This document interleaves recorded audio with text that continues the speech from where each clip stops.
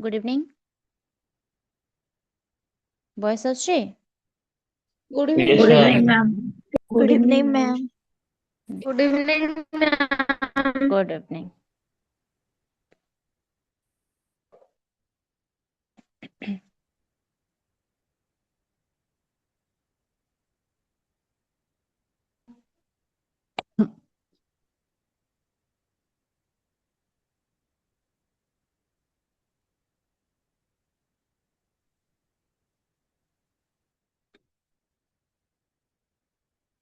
गोटे सेकेंड मु screen share करछि हो मते क्लास रे कई डिस्टर्ब करबनी अनम्यूट अननेसेसरी करबनी जदि किछि पचारियार थाए ताले अनम्यूट करबो हैला मु तुमको समस्त को म्यूट करूनी जदि डिस्टर्बेंस करलो ताले मु करबी ओके मैम हां ओके को मैम। न को मैम प्रीवियस क्लास रे आपण हमको बुझाई देथिले बाकी कहिथिले कि एई क्लास रे हां हां हमको हां आज्ञा तुमको देखिए देबी परा हां आज्ञा मैम थैंक यू।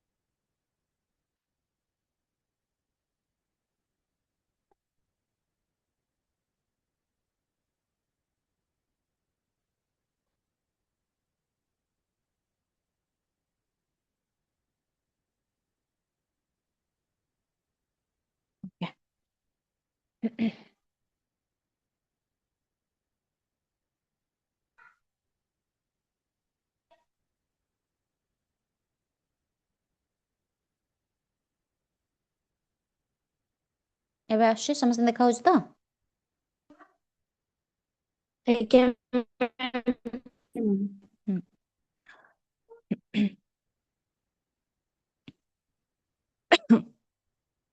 तो प्रीवियस क्लास रे आमे पढ़िथिले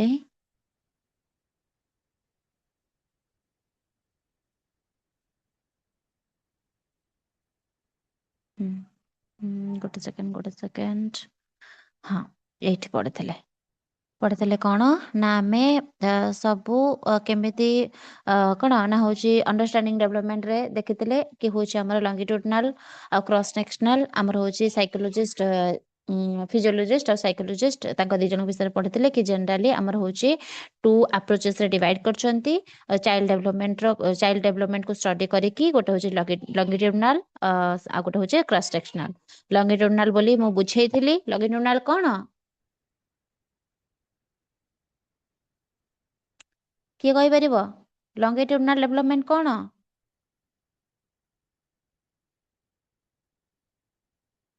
हम्म ଗୋଟେ ପିଲାକୁ ପୁରା ଭଲସେ ପୁରା ବୁଝେଇବା ପାଇଁ ତାର गोटे ଡେଭଲପମେଣ୍ଟ पिला କେତେ हाँ ପରିମାଣ ହେଇଛି ସେ जदि କେତେ आमे ପରିମାଣ ଡେଭଲପ स्पेसिफिक ହେଇଛି ସେଇଟାକୁ जणको ଲଙ୍ଗିଟ୍ୟୁଡିନାଲ देखुछंती बस जदि आमे ଆଉ କ୍ରସ୍ स्पेसिफिक ସେକ୍ସନାଲ ଅଛି जणको ଗ୍ରୁପ। देखु हाँ जदि आमे जणको स्पेसिफिक देखुछंती सार केमिति कोन डेवलपमेंट होउची कोन नाही से सब होउची हमर कोन लॉन्गिट्यूडिनल हमर जाउथला किंतु क्रॉस सेक्शनल आमे काहा कहउथले ना क्रॉस सेक्शनल कहया गले आमे जदि कोन करबा ना होउची ओवरऑली समस्त को देखिबा ताको आमे क्रॉस सेक्शनल बोली कहउतले क्रॉस सेक्शनल गोटे एमितिका अप्रोच जोटा कि कोन ना स्पेसिफिक स्टेज रो ग्रोथ को स्टडी हमर करा जाय गोटे स्पेसिफिक स्टेज जेमति कि तर एतिकी पिला अछंती सेमानकर डाटा कलेक्ट हैला गोटे ग्रुप रे डाटा कलेक्ट हैला से ग्रुप रो चिल्ड्रन मानकर डाटा कलेक्शन द्वारा जहाँ सब आमे तथ्य पाइले ତାକୁ ଆମେ କହୁଥିଲେ କି କ୍ରସ୍ ସେକ୍ସନାଲ ବୋଲି। କିନ୍ତୁ ଆମେ ଯେତେବେଳେ କହୁଛନ୍ତି ଲଙ୍ଗିଟ୍ୟୁଡନାଲ ସେତେବେଳେ ଲଙ୍ଗିଟ୍ୟୁଡନାଲ ଆମେ ବୁଝୁଛନ୍ତି କି ଗୋଟେ ଜଣଙ୍କର ପର୍ଟିକୁଲାରଲି କେମିତିଆ କଣ ତାଙ୍କର ଲେବୁଲ କଣ, କୋଉ ଲେବୁଲରେ ସେ କେମିତି କଣ ଶିଖୁଛନ୍ତି। ତ ଜଣକୁ ପର୍ଟିକୁଲାର ଯଦି ଦେଖିବା ତାଙ୍କ ଉପରେ ଡେଭଲପମେଣ୍ଟ କରିବା, ତାକୁ ଷ୍ଟଡି କରିବା, ତାହେଲେ ତାକୁ ଲଙ୍ଗିଟ୍ୟୁଡନାଲ ବୋଲି କହିବା। ଯଦି ଆମେ ଗୋଟେ ଗ୍ରୁପରେ ଦେଖିବା, ଗ୍ରୁପରେ ଯଦି ଆମେ ଷ୍ଟଡି କରିକି ତାଙ୍କର ହଉଛି କିଛି ଗୋଟେ କଣ କଲେକ୍ଟ କରିବା ଡାଟା କରିକି ଯଦି ଆମେ କୌଣସି ପ୍ରକାର ଓପିନିଅନ ଦେଉଛନ୍ତି ବା ଷ୍ଟଡି କରୁଛନ୍ତି ତାକୁ ଆମେ କ୍ରସ୍ ସେକ୍ସନାଲ ବୋଲି କହୁଛନ୍ତି। ତ ଏତିକି ଯାଏଁ ଯାଇଥିଲା ଆମର ୟୁନିଟ୍ 2 ଆଜି ଷ୍ଟାର୍ଟ ହବ। ଓକେ, ଆଜ୍ଞା ମାରିନୁ। କିଏ କଣ କହୁଛ? କିଛି କହୁଛ କି? ଓକେ, ପଛକୁ ମ୍ୟାଡାମ ମ୍ୟାଡାମ ହଁ ୟୁନିଟ୍ 1 ସାଇକୋଲୋଜିର ଆଡ୍ କରିଛି ହଁ ଆମର ହଁ ଯୋଉଟା ଆମର ଅଛି ନୂଆ ସିଲାବସ ଅନୁସାରେ କଣ ଆଡ୍ କରିଛ? ସାଇକୋଲୋଜିର ଆଡ୍ କରିଛି ନା। ଯୋଉଟା ଆଡ୍ କରିଛି ମାନେ ନୂଆ ଯୋଉ ଏବେ ସିଲାବସ ଆସିଛି ତ ସେ କଥା ଆଜ୍ଞା କହୁଛ? ଆଜ୍ଞା ହଁ, ହୁଁ ତ ସେଇ ଯୋଉଗୁଡା ଆଡ୍ କରିଛି ବେଶୀ ଏକ୍ସଟ୍ରା କିଛି ଆଡ୍ କରିନି, ଯୋଉ ବି ଅଳ୍ପ କିଛି ଆଡ୍ କରିଛି ସେଇ ଜିନିଷଟାକୁ ମାନେ ମୁଁ ତେବେ ସିଲାବସ ଟିକେ ଭଲସେ ଇଏ କରିନି ନା, ତ ଏଟା ଯୋଉ ନୋଟ୍ସ ଆମର ଅଛି ସେଇ ନୋଟ୍ସ ହିସାବରେ ଏବେ ଦେଖା ହଉଛି। ତ ସେଇଟାକୁ ମୁଁ କଣ କରିବି ନା ହଉଛି ୟୁନିଟ୍ 2 ସରିଲା ପରେ ୟୁନିଟ୍ 1 ଆଉ 2 ସେଇ ଦିଟାରେ ଯାହା ଯାହା ନୂଆ ନୂଆ ଜିନିଷ ସବୁ ଅଛି ତାକୁ ମୁଁ କଣ କରିବି ନା ସ୍ପେସିଫିକ ଗୋଟେ କ୍ଲାସରେ ତମକୁ ଜଷ୍ଟ କହିଦେବି କି ହଁ ଏଇ ଜିନିଷ 1ରେ ଅଛି ଆଉ ଏଇ ଜିନିଷ ମାନେ ଆମ 2ରେ ଅଛି।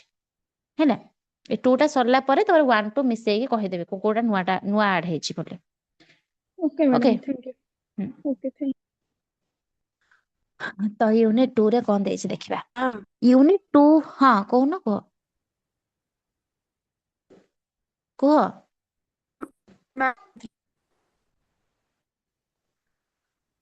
ତମ ଭଏସ କ୍ଲିୟର ହଉନି, ମୁଁ ପଢେଇ ସାରେ ମତେ କହିବ। ପଚାରିବାର ଯାହା ଅଛି ଲାଷ୍ଟ 5 ମିନିଟ୍ ମୁଁ ତମକୁ ଦେବି, ମତେ 5 ମିନିଟରେ ପଚାରିବ। ହେଲା, ଏବେ ପଢଉଛି।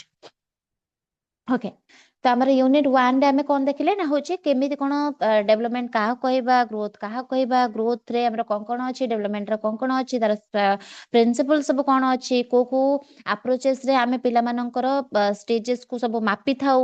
ହେଲା, ସେ ସବୁ ଜିନିଷ ୟୁନିଟ୍ 1 କଭର କଲା। ଏବେ ତାପରେ ଆସିଲା ଆମର କଣ ନା ଥିଓରିଜ। ବହୁତ ସାରା ସାଇକୋଲୋଜିଷ୍ଟ ଅଛନ୍ତି, ବହୁତ ସାରା ଏଜୁକେସନାଲିଷ୍ଟ ଅଛନ୍ତି।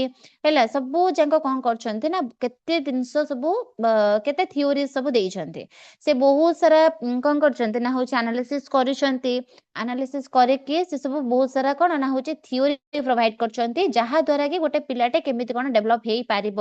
ସେ ଗୋଟେ ତାର ଷ୍ଟେଜେସ୍ ଯେମିତି କି ପିଆଗେଟ୍ସ ଥିଓରି ହେଇଗଲା, ଆହୁରି ସବୁ ବହୁତ ସାରା ଷ୍ଟେଜେସ୍ ସବୁ ଅଛି ଆମର। ହେଲା, ସାଇକୋସୋସିଆଲ ଥିଓରି ହେଇଗଲା, ଥର୍ନଡାଇଙ୍କର ହେଇଗଲା, ପାଭଲଭଙ୍କର ହେଇଗଲା, ସ୍କିନର ହେଇଗଲେ। ହେଲା, ତ ବହୁତ ସାରା ସାଇକୋଲୋଜିଷ୍ଟ ଆମର ଅଛନ୍ତି, ବହୁତ ସାରା ମାନେ ଶିକ୍ଷାବିତ ସବୁ ଅଛନ୍ତି ଯୋଉମାନେ କି ଦେଇଛନ୍ତି ଆମର ଥିଓରି ସବୁ ଦେଇଛନ୍ତି। ଥିଓରିଜ କାହିଁକି ଦିଅନ୍ତି, ଓଭରଅଲ ଯଦି ଆମେ ଦେଖିବା ଥିଓରି ସବୁ ସେମାନେ ବହୁତ ସାରା ରିସର୍ଚ୍ଚ କରିକି ଏମିତିଆ ଗୋଟେ ଥିଓରି ବାହାର କରିଥାନ୍ତି ଯୋଉଥିରେ କି ଆମେ ପିଲାର କଣ ନା ହଉଛି ସେ ଏଇ ଷ୍ଟେଜରେ କଣ କରିବ, ଏଇ ଷ୍ଟେଜରେ ତାର କୋଉ କୋଉ ଜିନିଷର ଡେଭଲପମେଣ୍ଟ ହେଇଥାଏ, ଏଇ ଷ୍ଟେଜରେ ସେ କୋଉଟା ଜାଣିପାରିବ ନାହିଁ, କେତେ ଦୂର ଜାଣିପାରିବ, କେତେ ଦୂର ବୁଝିପାରିବ। ଯଦି ଆମେ ସେଗୁଡାକ ବୁଝି ନବା ନା ତ ଆମେ ପିଲାକୁ ଭଲ ଭାବରେ ଜାଣିଦେଲେ ଏବଂ ସେଇ ହିସାବରେ ହିଁ ତାଙ୍କୁ ଏଜୁକେସନ ପ୍ରୋଭାଇଡ କରିବା। ଯଦି ଆମେ ହିଁ ଜାଣିନଥିବା କି ହଁ ଏଇ ଷ୍ଟେଜରେ ଆମେ ଯେମିତି କି ଗୋଟେ ଛୋଟ ଛୁଆକୁ ଆଣିକି ଆମେ କହିବା କି ତୁ ଅଙ୍କ କଷେ, ମ୍ୟାଥ କରେ, ତାହେଲେ କଣ ଆମେ ଜାଣିନାହାନ୍ତି କୋଉ ଷ୍ଟେଜରେ କୋଉ ପିଲାର କେତେ କଣ ଡେଭଲପ ହେଇଥାଏ। ଆମେ ଯଦି ତାକୁ ଆଣିକି ଏସବୁ ଶିଖେଇବା ତାହେଲେ ସେଟା କଣ ମାନେ ଅନନେସେସରୀ, ଯୋଉଟା କି ସେ ବୁଝି ହିଁ ପାରିବନି, ତାପରେ ଚାପ ଅଧିକ ପଡିବ, ଯାହା ଦ୍ୱାରା କି ସେ ଖରାପ ରାସ୍ତାକୁ ବି ଯାଇପାରେ। ତ ବହୁତ ସାରା ଜିନିଷ ଆମର ଅଛି, ତ ସେଥିପାଇଁ ବହୁତ ସାରା ଥିଓରିଜ ଅଛି ଯାହାକି ଆମେ ପଢିବା। ତ ଫର୍ଷ୍ଟ ଥିଓରି ଦେଇଛି ପିଆଗେଟ୍ସଙ୍କର କଗ୍ନିଟିଭ ଡେଭଲପମେଣ୍ଟ ଥିଓରି। ସେଥିରେ କଣ ଦେଇଛି ନା ଲେଖିଛି ପିଆଗେଟ୍ସ କଗ୍ନିଟିଭ ଡେଭଲପମେଣ୍ଟ, ଯୋଉଟା କି biological sketch of Jean Piaget 1896 to 1980। ତ ସେ କଣ କହିଛି ନା ସେ କହିଛନ୍ତି କି ଆମର ହଉଛି ବାୟୋଲୋଜିକାଲି ଯଦି ଆମେ ଦେଖିବା ଜିନ୍ ପିଆଗେଟ ଯେ କି ଆମର ହଉଛି 1896ରେ ଜନ୍ମଗ୍ରହଣ କରିଛନ୍ତି। ଯଦି ତାଙ୍କ ଜନ୍ମ ଇଏରେ ଦେଖିବା ତାହେଲେ 1896 ତାଙ୍କର ଜନ୍ମଗ୍ରହଣ ହେଇଛି। ମ୍ୟାମ୍ 1980 ହଁ ମ୍ୟାମ୍ ଏଇଟା ପଢା ହେଇଥିଲା। ନାଇଁ ନାଇଁ ଏଟା ମୁଁ ପଢେଇନି ତ। ନା ମ୍ୟାମ୍ ପଢା ଏଟା ହେଇନି। ମ୍ୟାମ୍ ଦେଇଥିଲେ ପଢା ହେଇନି। କଗ୍ନିଟିଭ ଡେଭଲପମେଣ୍ଟ ଆଉ ଏରିକ୍ସନ ଥିଓରି ଏଇ ଦିଟା ସରିଥିଲା। କୋଲବର୍ଗ ନାଇଁ ଟା ନାଇଁ ଅଧା ଥିଲା। ନା ନା ନା ନା ନା ମ୍ୟାମ୍ ପଢା ହେଇନି। ମୁଁ ପଢେଇନି, ତମେ ଆଉ କୋଉଠି ପଢା ପଢିଛ ହେଇନି ବୋଧେ। ମ୍ୟାମ୍। ପଢେଇ ନାହାନ୍ତି। ମୁଁ ଟୋଟାଲ ତ ତମର 3ଟା ହିଁ କ୍ଲାସ କରିଛି। 3ଟା କ୍ଲାସ ରୁ ଆଜ୍ଞା ମ୍ୟାମ୍, 2ଟା ଏଇଟା କ୍ଲାସ ଫାର୍ଷ୍ଟ ଭଲସେ କ୍ଲାସ୍। କରିଛି, ଆଜ୍ଞା ଆଉ ମ୍ୟାମ୍। ଗୋଟେ ଥାର୍ଡ କ୍ଲାସ ଟା ମୁଁ ଅଧଘଣ୍ଟା ହିଁ ତମର କରିଥିଲି, ଆଜ୍ଞା ଯୋଉଟା କି ଯୋଉ ଭଲସେ ସର୍ଭର ପ୍ରୋବ୍ଲେମ୍ ଥିଲା। ମ୍ୟାମ୍ ଏଇଟା ଆପଣ ପଢେଇ ନାହାନ୍ତି କିନ୍ତୁ ରିତୁପର୍ଣ୍ଣା ମ୍ୟାମ୍ ଜଣେ ସେ ପଢେଇଥିଲେ। ସେଥିପାଇଁ ମୁଁ ଜାଣିନି ଏ ମୁଁ। ପାଠଟା ଦେଖିକି ମନେ ପଡିଲା। ହଁ ମୁଁ ଜାଣିନି ପଢା କିନ୍ତୁ ହେଇନି। ମୁଁ ପଢେଇନି। ଲାଷ୍ଟ କ୍ଲାସ ରେ ତ ଓନ୍ଲି ଲଙ୍ଗିଚୁଡିନାଲ ଆଉ କ୍ରସ୍ ସେକ୍ସନାଲ ହିଁ ପଢା ହେଇଥିଲା ମ୍ୟାମ୍। ନୋଟ ନଥିଲା ହଁ, ଯୋଉ ସେ ଆପଣ ଅଲଗା କୋଉଠି ଆପଣଙ୍କୁ ବୁଝେଇ ପଢିଛନ୍ତି ଆଉ ହେଲା। ହଁ ହଁ ହଁ ଆଜ୍ଞା ମ୍ୟାମ୍। ଠିକ ଅଛି, ଯେ ଅଲଗା କୋଉଠି ପଢିଛନ୍ତି ଚଳିବ। ଦେଖିବା। ହଉ, ସେ କହୁଛି କଣ ନା ହଉଛି ଆମର ଜିନ୍ ପିଆଗେଟ୍ ଯେ ଥିଲେ 1896 ମସିହାରେ ଜନ୍ମଗ୍ରହଣ କରିଛନ୍ତି, ଆଉ 1980 ମସିହାରେ ତାଙ୍କର ଦେହାନ୍ତ ହୋଇଛି, ଯେ କି ମରିଯାଇଛନ୍ତି ସେ। ତାପରେ ଆଉ ଗୋଟେ କଣ ଥିଲେ ନା she belong to Switzerland. He was a biologist, educationalist and psychologist. ତ ସିଏ ସୁଇଜରଲ୍ୟାଣ୍ଡରେ କଣ ନିବାସୀ ଥିଲେ, ବା ସିଏ ସେଇଠିରେ ହିଁ ରହୁଥିଲେ, ବିଲଙ୍ଗସ୍ କରୁଥିଲେ ସୁଇଜରଲ୍ୟାଣ୍ଡରୁ। ତ ଜିନ୍ ପିଆଗେଟ୍ ଜଣେ ଆମର କଣ ଥିଲେ ନା ବାୟୋଲୋଜିଷ୍ଟ ମଧ୍ୟ ଥିଲେ, ଏଜୁକେଶନାଲିଷ୍ଟ ମଧ୍ୟ ଥିଲେ, ସାଇକୋଲୋଜିଷ୍ଟ ମଧ୍ୟ ଥିଲେ, ଆଉ ସେ ଛୋଟବେଳୁ ବହୁତ ପ୍ରତିଭାଶୀଳ ମଧ୍ୟ ଥିଲେ, ବହୁତ ପ୍ରତିଭାର ଅଧିକାରୀ ମଧ୍ୟ ସେ ବହୁତ ଥିଲେ। ଏଇ ଯୋଉ ଏଇ ଜିନିଷଟା ଯୋଉଟା ପଢୁଛ ତମେ ସିଡିପି ଟା, ଚାଇଲ୍ଡ ଡେଭଲପମେଣ୍ଟ ପେଡାଗୋଜି, ଏଟା ତମକୁ ଭାବ ତମେ ଏବେଠୁ ମାଇଣ୍ଡ ସେଟ୍ କରିଦିଅ କି ତମେ ଏଟା ଲାଇଫ ସାରା ଯେତେ ଯାଏ ତମେ ଟିଚରସିପ ପାଇଁ, ତମେ ତ ଏବେ ବିଏଡ୍ କରୁଛ ମାନେ କଣ ଟିଚରସିପ ପାଇଁ ହିଁ ପଢୁଛ ନା। ତ ତମେ ସିଟି କର, ସରି ସିଟେଟ୍ କର, ସିଟେଟ୍ ପାଇଁ ଏକ୍ଜାମ ଦିଅ, ଓଟିଇଟି ପାଇଁ ଦିଅ, ଓଏସଟିଟି ପାଇଁ ଦିଅ, କି ଆରଏସଟି ପାଇଁ ଦିଅ, ଏଲଟିଆର ପାଇଁ ଦିଅ, ଟିଜିଟି ପାଇଁ ଦିଅ, ଯାହା ବି ଏକ୍ଜାମ ଦିଅ, ସବୁ ଏକ୍ଜାମ ରେ ଏଇ ସିଡିପି ଟା ମଷ୍ଟ, ମାନେ ଏଟା ସବୁଥିରେ ହିଁ ସିଲାବସରେ ଏଟା ଅଛି, ଆଉ ଏଇଥିରୁ କ୍ୱେଶ୍ଚିନ୍ ବହୁତ ପଚାରେ। ତ ଏବେଠୁ ଯଦି ଭଲ ଭାବରେ ପଢିଥିବ ଦେନ୍ ସେତେବେଳକୁ ତମ ମାଇଣ୍ଡ ରେ ଆସିବ କି ହଁ ମ୍ୟାମ ଏ କଥା କହିଥିଲେ, ଆଉ ଆମକୁ ଏଇ ସବୁ ଜିନିଷ ପଢିବା ପାଇଁ ପଡୁଛି ହେଲା। ତ ଏବେଠୁ ମାଇଣ୍ଡ ସେଟ୍ କର କି ଆମକୁ ଭଲ ଭାବରେ ପଢିବାର ଅଛି, ଭଲ ଭାବରେ ଶୁଣିବାର ଅଛି। ଏଇଟା ଖାଲି ତମେ ବିଏଡ୍ ଏକ୍ଜାମ ଯାଇକି ଦେଇଦବ, ଲେଖିଦେଇକି ଆସିବ, ସେ ପାଇଁ ପଢନି ଜମା ବି। ମୁଁ ଏବେ ବି କହୁଛି ତମକୁ, ତମେ ବିଏଡ୍ ଏକ୍ଜାମ ରେ ଯାଇକି କିଛି ବି ପାଠ ଲେଖିକି ଯାଇକି ମାନେ ପାସ୍ ହଁ କରିଦବ, କିନ୍ତୁ ଏଇ ଜିନିଷ ଟା ତମକୁ ଆଗକୁ କାମରେ ଆସିବ, ସେଥିପାଇଁ ଏବେଠୁ ଭଲ ଭାବରେ ଦେଖ ହେଲା। ହଉ, ତମକୁ ବୋଧେ ମୋ କଥା ଏକ୍ସଟ୍ରା ଲାଗୁଥିବ ଏବେ, କିନ୍ତୁ ଏଇଟା ହିଁ ସତ। ଓକେ, ତ ସେ କଣ କହୁଛି, ସେ ସୁଇଜରଲ୍ୟାଣ୍ଡରୁ ବିଲଙ୍ଗସ୍ କରୁଛନ୍ତି। ତ ସୁଇସ୍ ସାଇକୋଲୋଜିଷ୍ଟ ବୋଲି ବି ତାଙ୍କୁ କୁହାଯାଏ। ଏଇଟା ମନେ ରଖିଥିବ, କ୍ୱେଶ୍ଚିନ୍ ଆସେ କି ସୁଇସ୍ ସାଇକୋଲୋଜିଷ୍ଟ ନାମରେ କିଏ ଜଣାଶୁଣା। ତ ଇଏ ହେଲେ ଜିନ୍ ପିଆଗେଟ୍ସ। ତାପରେ କହିଛି at the age of 10 years he published an article on a bird called albino sparrow। ତ ସେ କହିଛି କଣ, ମାତ୍ର 10 ବର୍ଷ ବୟସରେ ସେ ଆଲବିନୋ ସ୍ପାରୋ ନାମକ ଗୋଟେ ପକ୍ଷୀ ଉପରେ ଆର୍ଟିକଲ ପ୍ରକାଶ କରିଥିଲେ, ଯାହା କଣ ନା ତାଙ୍କର ଗଭୀର ପର୍ଯ୍ୟବେକ୍ଷଣ କ୍ଷମତାକୁ, ଯୋଉଟା କି ଆନାଲିସିସ୍ ଏତେ କରିଥିଲେ ଯେ ଗଭୀର ପର୍ଯ୍ୟବେକ୍ଷଣ କ୍ଷମତାକୁ ମାନେ ପ୍ରୁଭ କରିଦେଇଥିଲା କି ହଉଛି ହଁ ସେ ବହୁତ ଆନାଲିସିସ୍ କରିପାରନ୍ତି, ଆଉ ବହୁତ ଆନାଲିସିସ୍ କରିକି ସଠିକ ମାନେ ଇଏ ଜିନିଷ ବି ବାହାର କରିପାରନ୍ତି। ତ ସେ ଛୋଟ ବେଳୁ ସେ ବହୁତ ହି ପ୍ରତିଭାଶାଳୀ ଥିଲେ, ଆଉ ବହୁତ ଜିନିଷକୁ ସେ କଣ ଆନାଲିଟିକାଲ ୱେରେ ସେ କଣ କରୁଥିଲେ, ରିପ୍ରେଜେଣ୍ଟ କରୁଥିଲେ। ବହୁତ ଜିନିଷକୁ ସେ, ଯେମିତି କି ଛୋଟ ବେଳେ କଣ ପିଲାମାନେ କହିବେ କି ଏଟା ଏମିତି କାହିଁ ହେଲା, ଏଟା ଯଦି ବି ହେଲା ଏଟା ଏମିତି ତ ହେଇପାରିଥାନ୍ତା, ଏଟା କାହିଁକି ବଙ୍କା ହେଲା, ଏଟା କାହିଁକି ସିଧା ହେଲା ନାହିଁ। ତ ବହୁତ ସାରା ଆନାଲିସିସ୍ କରନ୍ତି ସେମାନେ। ତ ସେଇଟା ଆମର ଯିଏ ସାଇକୋଲୋଜିଷ୍ଟ ସେ ଥିଲେ କି ଜିନ୍ ପିଆଗେଟ୍, ସେ 10 ବର୍ଷ ବୟସରେ ହିଁ ଆଲବିନୋ ସ୍ପାରୋ ନାମକ ଗୋଟେ ପକ୍ଷୀ ଉପରେ ଆର୍ଟିକଲ ପ୍ରକାଶ କରିଥିଲେ, ଆଉ ଯୋଉଥିରେ କି ସେ କଣ ନା ବହୁତ ହି ପର୍ଯ୍ୟବେକ୍ଷଣ କରିଥିଲେ, ଯାହା ଠାରୁ କି ଆମେ ଜାଣିପାରୁ କି ହଁ ତାଙ୍କର ପର୍ଯ୍ୟବେକ୍ଷଣର କ୍ଷମତା ବହୁତ ହି ଅଧିକ ଅଛି ହେଲା। ତାପରେ ସେ କହିଛି his theory on cognitive development of child and epistemologically view core knows as genetic epistemology। ହେଲା, ସେ କଣ କହିଛନ୍ତି ନା ଶିଶୁ ମାନଙ୍କର ଜ୍ଞାନ କିପରି ବିକଶିତ ହେବ ତାକୁ ବୁଝେଇବା ପାଇଁ ଜିନ୍ ପିଆଗେଟ୍ କଣ କରିଥିଲେ ନା ଜେନେଟିକ ଏପିଷ୍ଟେମୋଲୋଜି ନାମକ ଗୋଟେ ଧାରଣା ପ୍ରଦାନ କରିଥିଲେ। କେମିତି କଣ ତାଙ୍କ ମାନେ ଛୋଟ ଛୁଆ ଯୋଉମାନେ ଅଛନ୍ତି ସେମାନେ କେମିତି ତାଙ୍କ ଜ୍ଞାନର ବିକାଶ କରିପାରିବେ। ताकू बुझेया ପାଇଁ से गोटे कौन ना जेनेटिक एपिस्टोमोलॉजी नामक गोटे धारणा प्रदान करथिले गोटे नॉलेज से देइथिले जो थे कि कौन ना हूँ जेनेटिक माने हूँ डेवलपमेंट हो कि ग्रोथ हो ये सब कौन ना हूँ केमिति तार नॉलेज माने एपिस्टोमोलॉजी माने गोटे भाभी कि नॉलेज तांको नॉलेज टा केमिति होउची जेनेटिक वाइज केमिति होउची जेनेटिक वाइज केमिति तांकर डेवलप होउची केमिति ग्रोथ तांकर सेमिति होउची माने आमे एतिकी बुझिबा कि जेनेटिक एपिस्टोमोलॉजी होउची कौन ना शिशु मानकर नॉलेज केमिति स्टेप बाय स्टेप भाबरे डेवलप होउची सेथिरे से अध्ययन करथिले से कौन करथिले कि केमिति गोटे छोट पिलाटे प्रथमे बाहर को आसीबा परे फर्स्ट तार कौन डेवलप होउची तापरे से केमिति केमिति बिहेवियर देखौची केमिति से सोसाइटी सहित मिसुची केमिति से निज भितर इगोसेंट्रेशन केमिति बढ़ौची तो ये सब जिनस से कौन करथिले ना स्टेप बाय स्टेप डेवलप करथिले जोटा कि जेनेटिक एपिस्टोमोलॉजी नाम रे नामित करथिले ହେଲା बुझिपारल एटू कौन आम एति जाए पढ़िले कि जीन पियागेट जड़े होचंदी कौन बायोलॉजिस्ट साइकोलॉजिस्ट हैला आ गोटे एजुकेशनलिस्ट आ गोटे कौन कहली ना होचे से अल्बिनो स्पैरो नामक गोटे 10 वर्ष बयस रे से गोटे आर्टिकल टे प्रकाश करथिले आ कौन पढ़िले आमे ना से गोटे जेनेटिक एपिस्टोमोलॉजी नामक गोटे डेवलपमेंट जोटा करथिले तार धारणा गोटे देथिले बा तार से नॉलेज टाको प्रकाश करथिले तो जेनेटिक एपिस्टोमोलॉजी माने कौन ना जेनेटिक एपिस्टोमोलॉजी माने होची शिशु मानकर नॉलेज किपरि स्टेप बाय स्टेप भाबरे डेवलप हुए ताकू अध्ययन करथिले से बुझि पाले एति जाय यस मैम Yes, ma'am.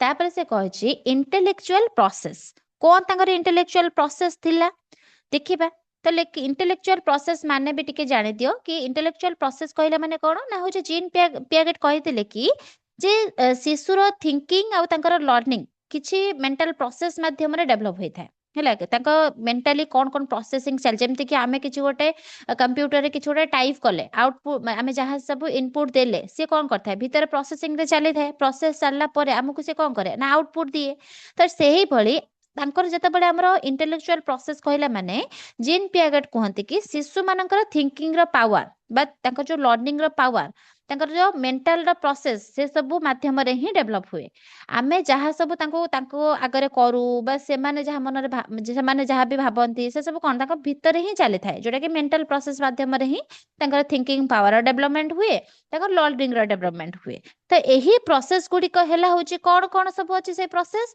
ना स्कीमा अछि असिमिलेशन अछि अकोमोडेशन अछि और इक्विलिब्रियम अछि हेले तो इंटेलेक्चुअल प्रोसेस कहला माने जीन पियागेट कहउतले शिशु मानकर थिंकिंग आ लर्निंग ए सब केते बडे हुए ना मेंटल प्रोसेस माध्यम रे ही हुए तो मेंटल प्रोसेस केतटी अछि तांका मत रे चारोटी जिंस अछि गोटे होची स्कीमा आ गोटे होची असिमिलेशन अकोमोडेशन इक्विलिब्रियम ओके तो प्रथमे हमें देखिबा स्कीमा कोन तब schema कहै कि schema are pattern of behavior that children exhibit in dealing with object in space तो कौन ना हमर पियागेट को अनुसार स्कीमा माने होचे कौन कहलो शिशु जेमिति निज चारि पाखरे थिबा ऑब्जेक्ट्स जहाँ सब चारि पाखरे से देखुची बा हमर एनवायरनमेंट हे गला ता सहित से डील करिवो ହେଲା बा कोन ना होची बिहेव करिवो जेमति कि जे भली से जहाँ भी सब देखे जब छुए बा ताको धरे ताको प्रतिक्रिया जहाँ सब दउची से सब मिसिकी स्कीमा तैयारी हुए आ ए सब होची हमर कोन ना थिंकिंग रो बेसिक स्ट्रक्चर जेमति कि गोटे पिलाटी कोन कला ना होची गोटे कुकुरटा को देखिला ହେଲା गोटे बिलेटा को देखिला तो गोटे कि गोटे आ गोटे सियालटा को देखिला तो एमती सब देखिला देखिकी से सेतबेल को जाने नहीं कि हाँ ये हैला सियाल ये हैला कुकुर ये हैला बिलेई से सेमती जाने सी जाने कि मनुष्य मान तो दीटा गोड़े चलुचंदी जो माने सब चारटा गोड़े चलुचंदी बोधे ये सब जांक कुकुर कि सब जांक बोधे ये गोटे पशु गोटे ना धर देथिबे कि ये हैला से तो से जहाँ भी धरुची देखुची छौची सब जांक मिसिकी ता मन गोटे कोन ना स्कीमाटे तैयारी हुए ହେଲା एटा होची स्कीमाटा तार कोन ना थिंकिंग रो गोटे बेसिक स्ट्रक्चर टे तैयारी हुए तापर देला कोन ना असिमिलेशन कहै छी when the when the organism use some object in the environment in the course of its activity, it occurs when the new is drawn in the old behavior pattern and becomes part of the child's inner organization. ତ ସେ କଣ କହୁଛି ନା ଆସିମିଲେସନ ର ମାନେ ହଉଛି କି ଯେତେବେଳେ ଶିଶୁ ନୂଆ କିଛି ଅବଜେକ୍ଟ ହଉ କିମ୍ବା ଏକ୍ସପିରିଏନ୍ସ ସହିତ ମାନେ କଣ ସମ୍ମୁଖୀନ ହୁଏ ହେଲା, ସେ ସେଇ ନୂଆ ଏକ୍ସପିରିଏନ୍ସ କୁ କଣ କରିଥାଏ ନା ନିଜର ପୁରୁଣା ସ୍କିମା ସହିତ ଫିଟ୍ କରେ ହେଲା। ଅର୍ଥାତ୍ କଣ ନା ନୂଆ ଏକ୍ସପିରିଏନ୍ସ କୁ ଓଲ୍ଡ ପାଟର୍ନ ବା ଓଲ୍ଡ ବିହେଭିୟର ଭିତରେ ସେ ଆଣିକି ସାମଞ୍ଜସ୍ୟ କରାଏ। ଏଭଳି ଭାବେ ନୂଆ ନଲେଜ ଶିଶୁର ଇନର ମେଣ୍ଟାଲ ଅର୍ଗାନାଇଜେସନ ର କଣ ହେଇଥାଏ ନା ଗୋଟେ ଅଂଶ ହେଇଥାଏ। ଯେମିତି କି ସେ କଣ କରୁଥିଲା, କୁକୁରକୁ ଦେଖଉଥିଲା, ବିଲେଇକୁ ଦେଖୁଥିଲା, ଶିଆଳକୁ ଦେଖୁଥିଲା, ତ ସମସ୍ତଙ୍କୁ ସେ ଭାବୁଥିଲା କି ହଁ ଏ ହେଲା କୁକୁର। ତାପରେ କଣ କଲା ନା ଆସିମିଲେସନ ରେ ସେ କଣ କରିବ ନା ଯେତେବେଳେ ଦେଖିବ ନା ବିଲେଇ କଣ କରୁଛି ନା ମ୍ୟାଉ କହୁଛି କିନ୍ତୁ କୁକୁର ଭାଉ ଭାଉ କହିକି ଭୁକୁଛି, ତା ମାନେ କଣ ଇଏ ହଉଛି ବୋଧେ ଅଲଗା। ମୁଁ ଯେମିତି ଭାବୁଥିଲି କି କୁକୁର ଯିଏ ବିଲେଇ ସିଏ, ନା ଇଏ ବୋଧେ ସେଟା ଅଲଗା। ସେ କେତେବେଳେ ଅଲଗା ଭାବିଲା, ଫାଷ୍ଟ ଭାବିଲା ପୂର୍ବ ଜ୍ଞାନ ତାର କଣ ଥିଲା, ସେ ସମସ୍ତଙ୍କୁ ଏକା ଭାବୁଥିଲା। ନୂଆ ଏକ୍ସପ୍ରେସନ କଣ ସେ କଲା ନା ହଉଛି ହଁ ଇଏ ମ୍ୟାଉ କହୁଛି, ଇଏ ଭାଉ କହିକି ଭୁକୁଛି। ତା ମାନେ ସେ କଣ କରିବ ନା ତାଙ୍କର ଯୋଉ ସ୍କିମା ଥିଲା ପୂର୍ବରୁ, ସେ ସ୍କିମାକୁ ଆଣିକି ଆସିମିଲେସନ ରେ ଫିଟ୍ କରିଲା କି ନା ଆମର ପୂର୍ବ ଯୋଉ ଏକ୍ସପିରିଏନ୍ସ କୁ ମୁଁ ନେଇଥିଲି ତାକୁ ଆଣିକି ଏବେକା ଏକ୍ସପିରିଏନ୍ସ ସହିତ କଣ କରିବି ନା ହଉଛି ଫିଟ୍ କରେଇବି ହେଲା। ଫିଟ୍ କରିକି ଇନର ମେଣ୍ଟାଲ ଅର୍ଗାନାଇଜେସନ ର ଗୋଟେ ଅଂଶ କରେଇଥାଏ। ତାପରେ କହୁଛି ଆକୋମୋଡେସନ। ଆକୋମୋଡେସନ ରେ କଣ ନା it refers to adjusting the old pattern to accord for the new one. ସେ କଣ କହୁଛି ନା ଆକୋମୋଡେସନ ହେଉଛି କି ଆସିମିଲେସନ ଠାରୁ ଟିକେ ଅଲଗା। ଏଠାରେ କଣ କରିଥାଏ ନା ଶିଶୁ ପୁରୁଣା ସ୍କିମାକୁ ଚେଞ୍ଜ କରେ ହେଲା। ମାନେ କଣ ଯୋଉଟା ମୁଁ କହିଲି କି ଫାଷ୍ଟ ଥର ଗୋଟେ ବିଲେଇକି ଦେଖିଲା, ଗୋଟେ କୁକୁରକୁ ଦେଖିଲା, ଗୋଟେ ଶିଆଳକୁ ଦେଖିଲା, ତା ମନରେ ଗୋଟେ ଇଏ ହେଲା କି ହଁ ଏମାନେ ସବୁ ଗୋଟେ ଗୋଟେ ପଶୁ, ଗୋଟେ ପଶୁ ଭଳିଆ, କାହିଁକିନା ଚାରିଟା ଗୋଡ଼ରେ ଠିଆ ହଉଛନ୍ତି, ସମସ୍ତେ ହଉଛନ୍ତି ଏକା, ଏମିତି ଟାଇପର ତା ମାଇଣ୍ଡରେ ଥିଲା। ଯେତେବେଳେ ଆସିମିଲେସନ କୁ ଆସିଲା, ଆସିମିଲେସନରେ ସେ କଣ କଲା ନା ସେ କହିଲା କି ଆଚ୍ଛା ଇଏ ଗୋଟେ ପ୍ରକାରର, ସିଏ ଗୋଟେ ପ୍ରକାରର, ମାନେ ଏମିତି କହିକି ତାର ହଉଛି କଣ ନା ନଲେଜ କୁ ପ୍ରିଭିୟସ ନଲେଜ ସହିତ କଣ କଲା ନା ଫିଟ୍ କରାଇଲା। ହଁ ଇଏ ତାହେଲେ ଏମିତି ଟାଇପର ଅଛନ୍ତି। ଆକୋମୋଡେସନ ରେ ସେ କଣ କରୁଛି ନା ଆସିମିଲେସନ ଠାରୁ ଏଟା ଟିକେ ଅଲଗା। ନା ପୁରୁଣା ସ୍କିମା ଯାହା ତାର ଥିଲା, ଯଦି ସେ ଭୁଲ ଭାବୁଥିଲା କି ନା ସେ ଯୋଉ ଭାବୁଥିଲା କି ହଁ କୁକୁର ଯାହା ବିଲେଇ ସେୟା, ସେଟା ସେ ଆସିମିଲେସନ ରେ ଡାଉଟ କ୍ଲିୟର କରିବନି। ଏଟା ମୁଁ ଭୁଲ କହିଲି ଟିକେ। ଆସିମିଲେସନ ରେ ଡାଉଟ କ୍ଲିୟର କରିବନି, ସେ ଆକୋମୋଡେସନ ରେ ତା ଡାଉଟ କ୍ଲିୟର କରିବ। କଣ କରିବ ନା ସିଏ ଯୋଉ ଭାବୁଥିଲା କି ହଉଛି ହଁ କୁକୁର ଯିଏ ବିଲେଇ ସିଏ, କୁକୁର ମାନେ ଭୁକୁଛି ଭାଉ କହିକି, ବିଲେଇ ମ୍ୟାଉ କହୁଛି, ତ ଏଠି କଣ କରିବ ନା ତା ଯୋଉ ସ୍କିମା ଥିଲା, ପୁରୁଣା ଯୋଉ ସ୍କିମା ଥିଲା କି ହଁ ସମସ୍ତେ ଏକା ବୋଲି, ସେଟା ଆକୋମୋଡେସନ ରେ ସେ କଣ କରିବ ନା ନୂଆ ଏକ୍ସପିରିଏନ୍ସ ଯେତେବେଳେ ଆସିମିଲେସନ ରେ କ୍ରିଏଟ କରିବ, ଆକୋମୋଡେସନ ରେ କଣ କରିବ ନା ତାକୁ ଚେଞ୍ଜ କରିଦବ କି ହଁ ମୁଁ ଯୋଉ ଭାବୁଥିଲି ଏଟା ଏକା ବୋଲି, ଏଟା ଏକା ନୁହନ୍ତି, ଏଟା ଆକ୍ଚୁଆଲି ଅଲଗା। ତ ଆକୋମୋଡେସନ କଣ କରୁଛି, ଆସିମିଲେସନ ଠାରୁ ଭିନ୍ନ ହୋଇକି ଆସିମିଲେସନ ରେ ନୂଆ ଏକ୍ସପିରିଏନ୍ସ ନେଲା। ଆକୋମୋଡେସନ କଣ କରିବ, ପୂର୍ବରୁ ଯୋଉ ସ୍କିମା ଥିଲା ତାକୁ ଚେଞ୍ଜ କରିକି ନୂଆ ଯୋଉ ଏକ୍ସପିରିଏନ୍ସ ନେଲା ସେଇ ହିସାବରେ ତାକୁ କଣ କରିବ ନା ହଉଛି ଲଗେଇବ। ଯେମିତି କି ସେ କହିବ କି ଯେତେବେଳେ ନୂଆ ସେ ଏକ୍ସପିରିଏନ୍ସ କିଛି ନେଲା, ପୁରୁଣା ସ୍କିମାରେ କଣ କଲା ଫିଟ୍ ହେଉନାହିଁ, ଦେଖିଲା କି ନାଇଁ ଏଟା ତ କୁକୁରର ସାଉଣ୍ଡ ତ ଏମିତି ଆସୁଛି, ବିଲେଇର ସାଉଣ୍ଡ ତ ଏମିତି ଆସୁଛି, ତ ଫିଟ୍ ହେଉନାହିଁ। ସେତେବେଳେ ସେ କଣ କରିବ ନା ଶିଶୁ ନିଜ ଓଲ୍ଡ ପାଟର୍ନ ଆଉ ବିହେଭିୟରକୁ ଆଡଜଷ୍ଟ କରେ କି ନା ନା ମୁଁ ବୋଧେ ଭୁଲ ଭାବୁଥିଲି, ଆଗରୁ ଯାହା ମୁଁ ଭାବୁଥିଲି ସେଟା ବୋଧେ ଭୁଲ ହେଲା। ତ ସେ କଣ କରିବ ନା କମ୍ପ୍ଲିଟଲି ନ୍ୟୁ ସ୍କିମାକୁ ଡେଭଲପ କରାଇବ। ଯାହା ନୂଆ ଏକ୍ସପିରିଏନ୍ସ ବାହାର କଲା ବା ନୂଆ ଏକ୍ସପିରିଏନ୍ସ ଯାହା କ୍ରିଏଟ କଲା, ତାକୁ ସେ କମ୍ପ୍ଲିଟଲି କଣ କରିବ ନା ନୂଆ ସ୍କିମା ଡେଭଲପ ସେ ଆଉଥରେ କରିବ କି ନା ସେ ସବୁ ମୁଁ ଭୁଲ ଭାବୁଥିଲି, ଏଇଟା ହିଁ ଠିକ। ଆଉ ଏହାକୁ ହିଁ ଆମେ କଣ କହିବା ନା ଆକୋମୋଡେସନ। କଣ ଏଠୁ ଏଟା ପୁରା କ୍ଲାରିଟି ନବା। କଣ ନା ହଉଛି ଫାର୍ଷ୍ଟ ପଢିଲେ ସ୍କିମା ମାନେ ହଉଛି ଗୋଟେ କଣ ନା ଗୋଟେ ହଉଛି ନଲେଜ, ଗୋଟେ ହଉଛି ମାନେ ଅବଜେକ୍ଟ ନଲେଜ, ଯୋଉଟା କି ଆମେ କଣ କରିଥାଉ ନା ମାଇଣ୍ଡରେ ଆମର ଆସିଥାଏ କି ହଁ ସବୁ ଯାକ ଗୋଟେ ପଶୁ। ତ ଆସିମିଲେସନ ରେ କଣ ହେଲା ନା ନୂଆ ଗୋଟେ ଆମର ହଉଛି କଣ ନା ହଉଛି ଏକ୍ସପିରିଏନ୍ସ ଆମେ ନେଲେ। ଏକ୍ସପିରିଏନ୍ସ କଣ ନେଲେ ନା ହଉଛି ହଁ ଏଠି ଗୋଟେ କୁକୁରଟେ ଅଛି, ଏଟା ଗୋଟେ ବିଲେଇଟେ ଅଛି, ଏଟାର ଚାରିଟା ଗୋଡ, ଏଟାର ବି ଚାରିଟା ଗୋଡ, ତ ଏମିତି ଟାଇପର ମାଇଣ୍ଡରେ ଆମର ରହିଲା। ହଁ ସମସ୍ତେ ବୋଧେ ଏକା। ଯେତେବେଳେ ଆକୋମୋଡେସନ କୁ ଆମେ ଆସୁଛନ୍ତି ଆମେ କଣ କରୁଛନ୍ତି ଯୋଉ ଏକ୍ସପିରିଏନ୍ସ ଟା ଆମେ ପାଇଲେ ତାକୁ ଆମେ ଚେଞ୍ଜ କରୁଛନ୍ତି କି ନା ନା ଏଟା ତ ନୁହେଁ ବିଲେଇ ତ ଏମିତି ମ୍ୟାଉ କହୁଛି ସେ ତ ଆମର ଭୁକୁଛି ତ ଏଟା ବୋଧେ ଅଲଗା ଅଲଗା ସେଠି କଣ କରୁଛି ସିଏ ନା ପୂର୍ବରୁ ଯାହା ଜ୍ଞାନ ନେଇଥିଲା ତାକୁ ଆଡଜଷ୍ଟ କରୁଛି କାହା ସହିତ ନା ହଉଛି ନୂଆ ଏକ୍ସପିରିଏନ୍ସ ସହିତ ତ ସେଥିପାଇଁ ତାକୁ ଆମେ କଣ କହୁଛନ୍ତି ନା ଆକୋମୋଡେସନ ବୋଲି କହୁଛନ୍ତି ହେଲା ଏତିକି ଯାଇ ବୁଝିଲ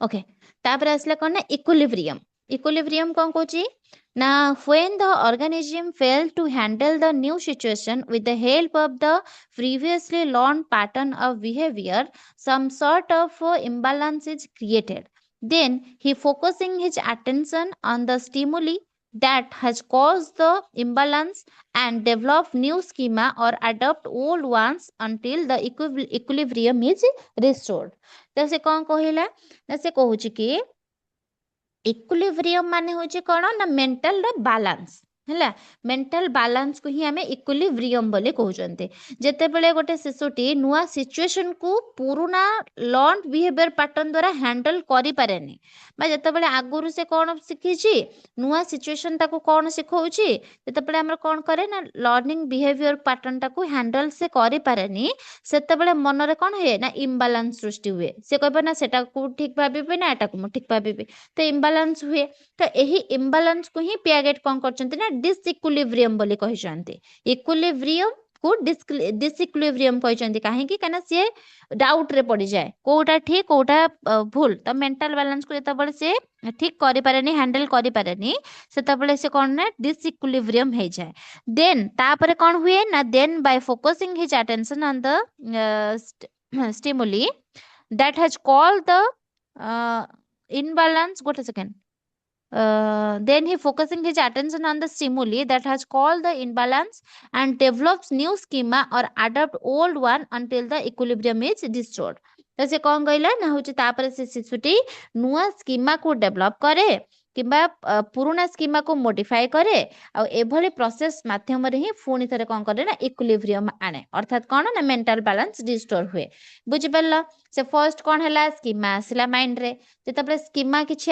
आसुछि हमर तो आमे भाबुचंती कि हां एई सब ठीक तो एसिमिलेशन कोन हला नुआ किछि एक्सपीरियंस आमे नेले नुआ एक्सपीरियंस नेला परे अकोमोडेशन रे कोन करले पूर्वरु जो स्कीमा थिला ताकू आमे कोन करले नुआ एक्सपीरियंस सहित एडजस्ट करला परे तापरे कोन हला ना डिसइक्विलिब्रियम हला आम मेंटल हैंडल करि परिला नाही बिहेवियर पैटर्न जहा सब अछि ताको हैंडल करि परिला नाही आमे कहउचंती ना एटा पूर्वटा मु ठीक भाबेबी ना पर जो एक्सपीरियंस नेले ताको ठीक भाबेबी तो सेति पई हमरा कोन हुए मेंटल बिहेवियर पैटर्न टा हैंडल हेई पारेनी तबले हेई पारु नाही ताको आमे डिसइक्विलिब्रियम बोली कहउचंती काहा मतरे ना होची पियागेट को मतरे तापर हमर कोन होची ना इक्विलिब्रियम आसुची इक्विलिब्रियम आसिगले कोन होची ना होची शिशुटी जो स्कीमा तार डेवलप करिथिबो कोथरे ना अकोमोडेशन रे जो स्कीमा तार डेवलप करिथिबो से स्कीमा को से नब आइदर ताकू नब नहेले हमर पूर्वरु जो स्कीमा ता नेइथिबो ताकू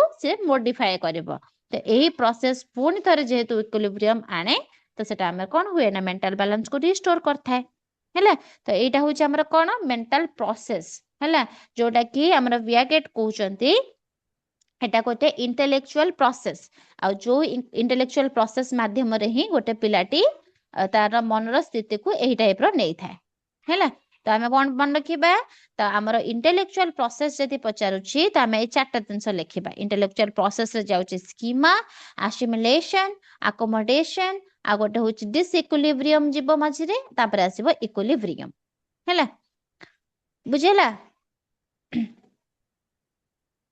आज्ञा मैम तापर एबे हमरा आसिला 4 स्टेजेस ऑफ पियागेट्स कॉग्निटिव डेवलपमेंट आ जोटा कि एटा पूरा बहुत ही इंपोर्टेंट आ एथरा क्वेश्चन आसीबार 80% चांसेस अछि एटा मन रखिबो 80% चांसेस अछि तमरो क्वेश्चन एटा आसीबार तम सेमेस्टर रे क्वेश्चन पचार दबो कि पियागेट्स करो 4 स्टेजेस ऑफ डेवलपमेंट को कॉग्निटिव डेवलपमेंट को एनालिसिस करो बा डिस्क्राइब करो एटा को पूरा मन रखि तुमको डिस्क्राइब करिवार अछि आ एटा ही तमरो कोथरे आसे ना तमरो एथरे भी आसीबो जे जेमति कि ओएसटीटी ओटीटी जेटी ए सब रे भी आसीबो हैला अच्छा कोन कहै छी ना 4 stages of Piaget's cognitive development रे हमरा आछि for 1 रे आछि sensory motor activity जोटा कि 1 to 2 years, 2 रे आछि pre operational stage जोटा कि 2 to 7 years, 3 रे आछि concrete operational stage जोटा कि 7 to 12 years and 4th रे आछि formal operational stage जोटा कि 12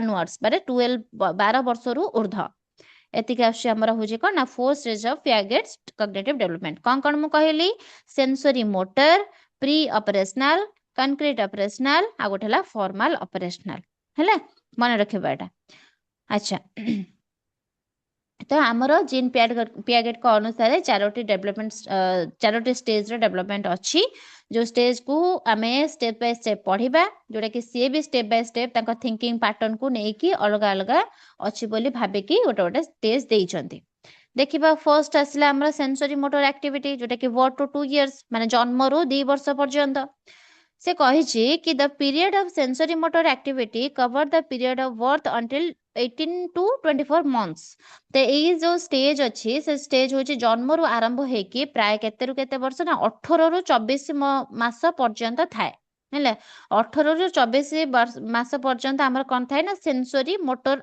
थाए सेंसरी मोटर को आउ कोन कहि परिबा हमें कहिलो अलगा जेतेबेले हमें डेवलपमेंट पीरियड पढुचंती जेतेबेले यूनिट 1 रे पढिले हमें कोन कहउतले ताको इन्फांसी वेरी गुड हाँ इन्फांसी स्टेज हैला ताको हमें इन्फांसी कहउतले आ किदो पियागेट पचाले इन्फांसी लेखिबो नै लेखिबो सेंसरी मोटर हैला तो से सेंसरी मोटर तांकर पीरियड रखिचंती 18 रु 24 मास पर्यंत एही समय रे हमर कोन हेथाय ना शिशुर थिंकिंग माध्यम रे माने थिंकिंग माध्यम रे से केबे भी नुहे मरंग सेंसेस और मूवमेंट माध्यम रे से सब जिंस शिखे से जहाँ जाने से सब को एक्सपीरियंस माध्यम रे शिखे जदि कि आमे कहिबा कि होछि से पिलाटे 2 वर्षर पिलाटे हेछि गोटे वर्षर पिलाटे हेछि से भाबी कि कोन गोटे कहू से भाबिबार शक्तिटा ही तार डेभलप हेइ न थाए जेतेबेले गोटे छुआटे जन्म हे कि 2 वर्ष पर्यंत से केबे भी भाबी पारे ना किछि से केमिति जानि पारे ना सेंस माध्यम रे से सब जाका एक्टिविटी करे सेंस कहला माने कोन हमर जो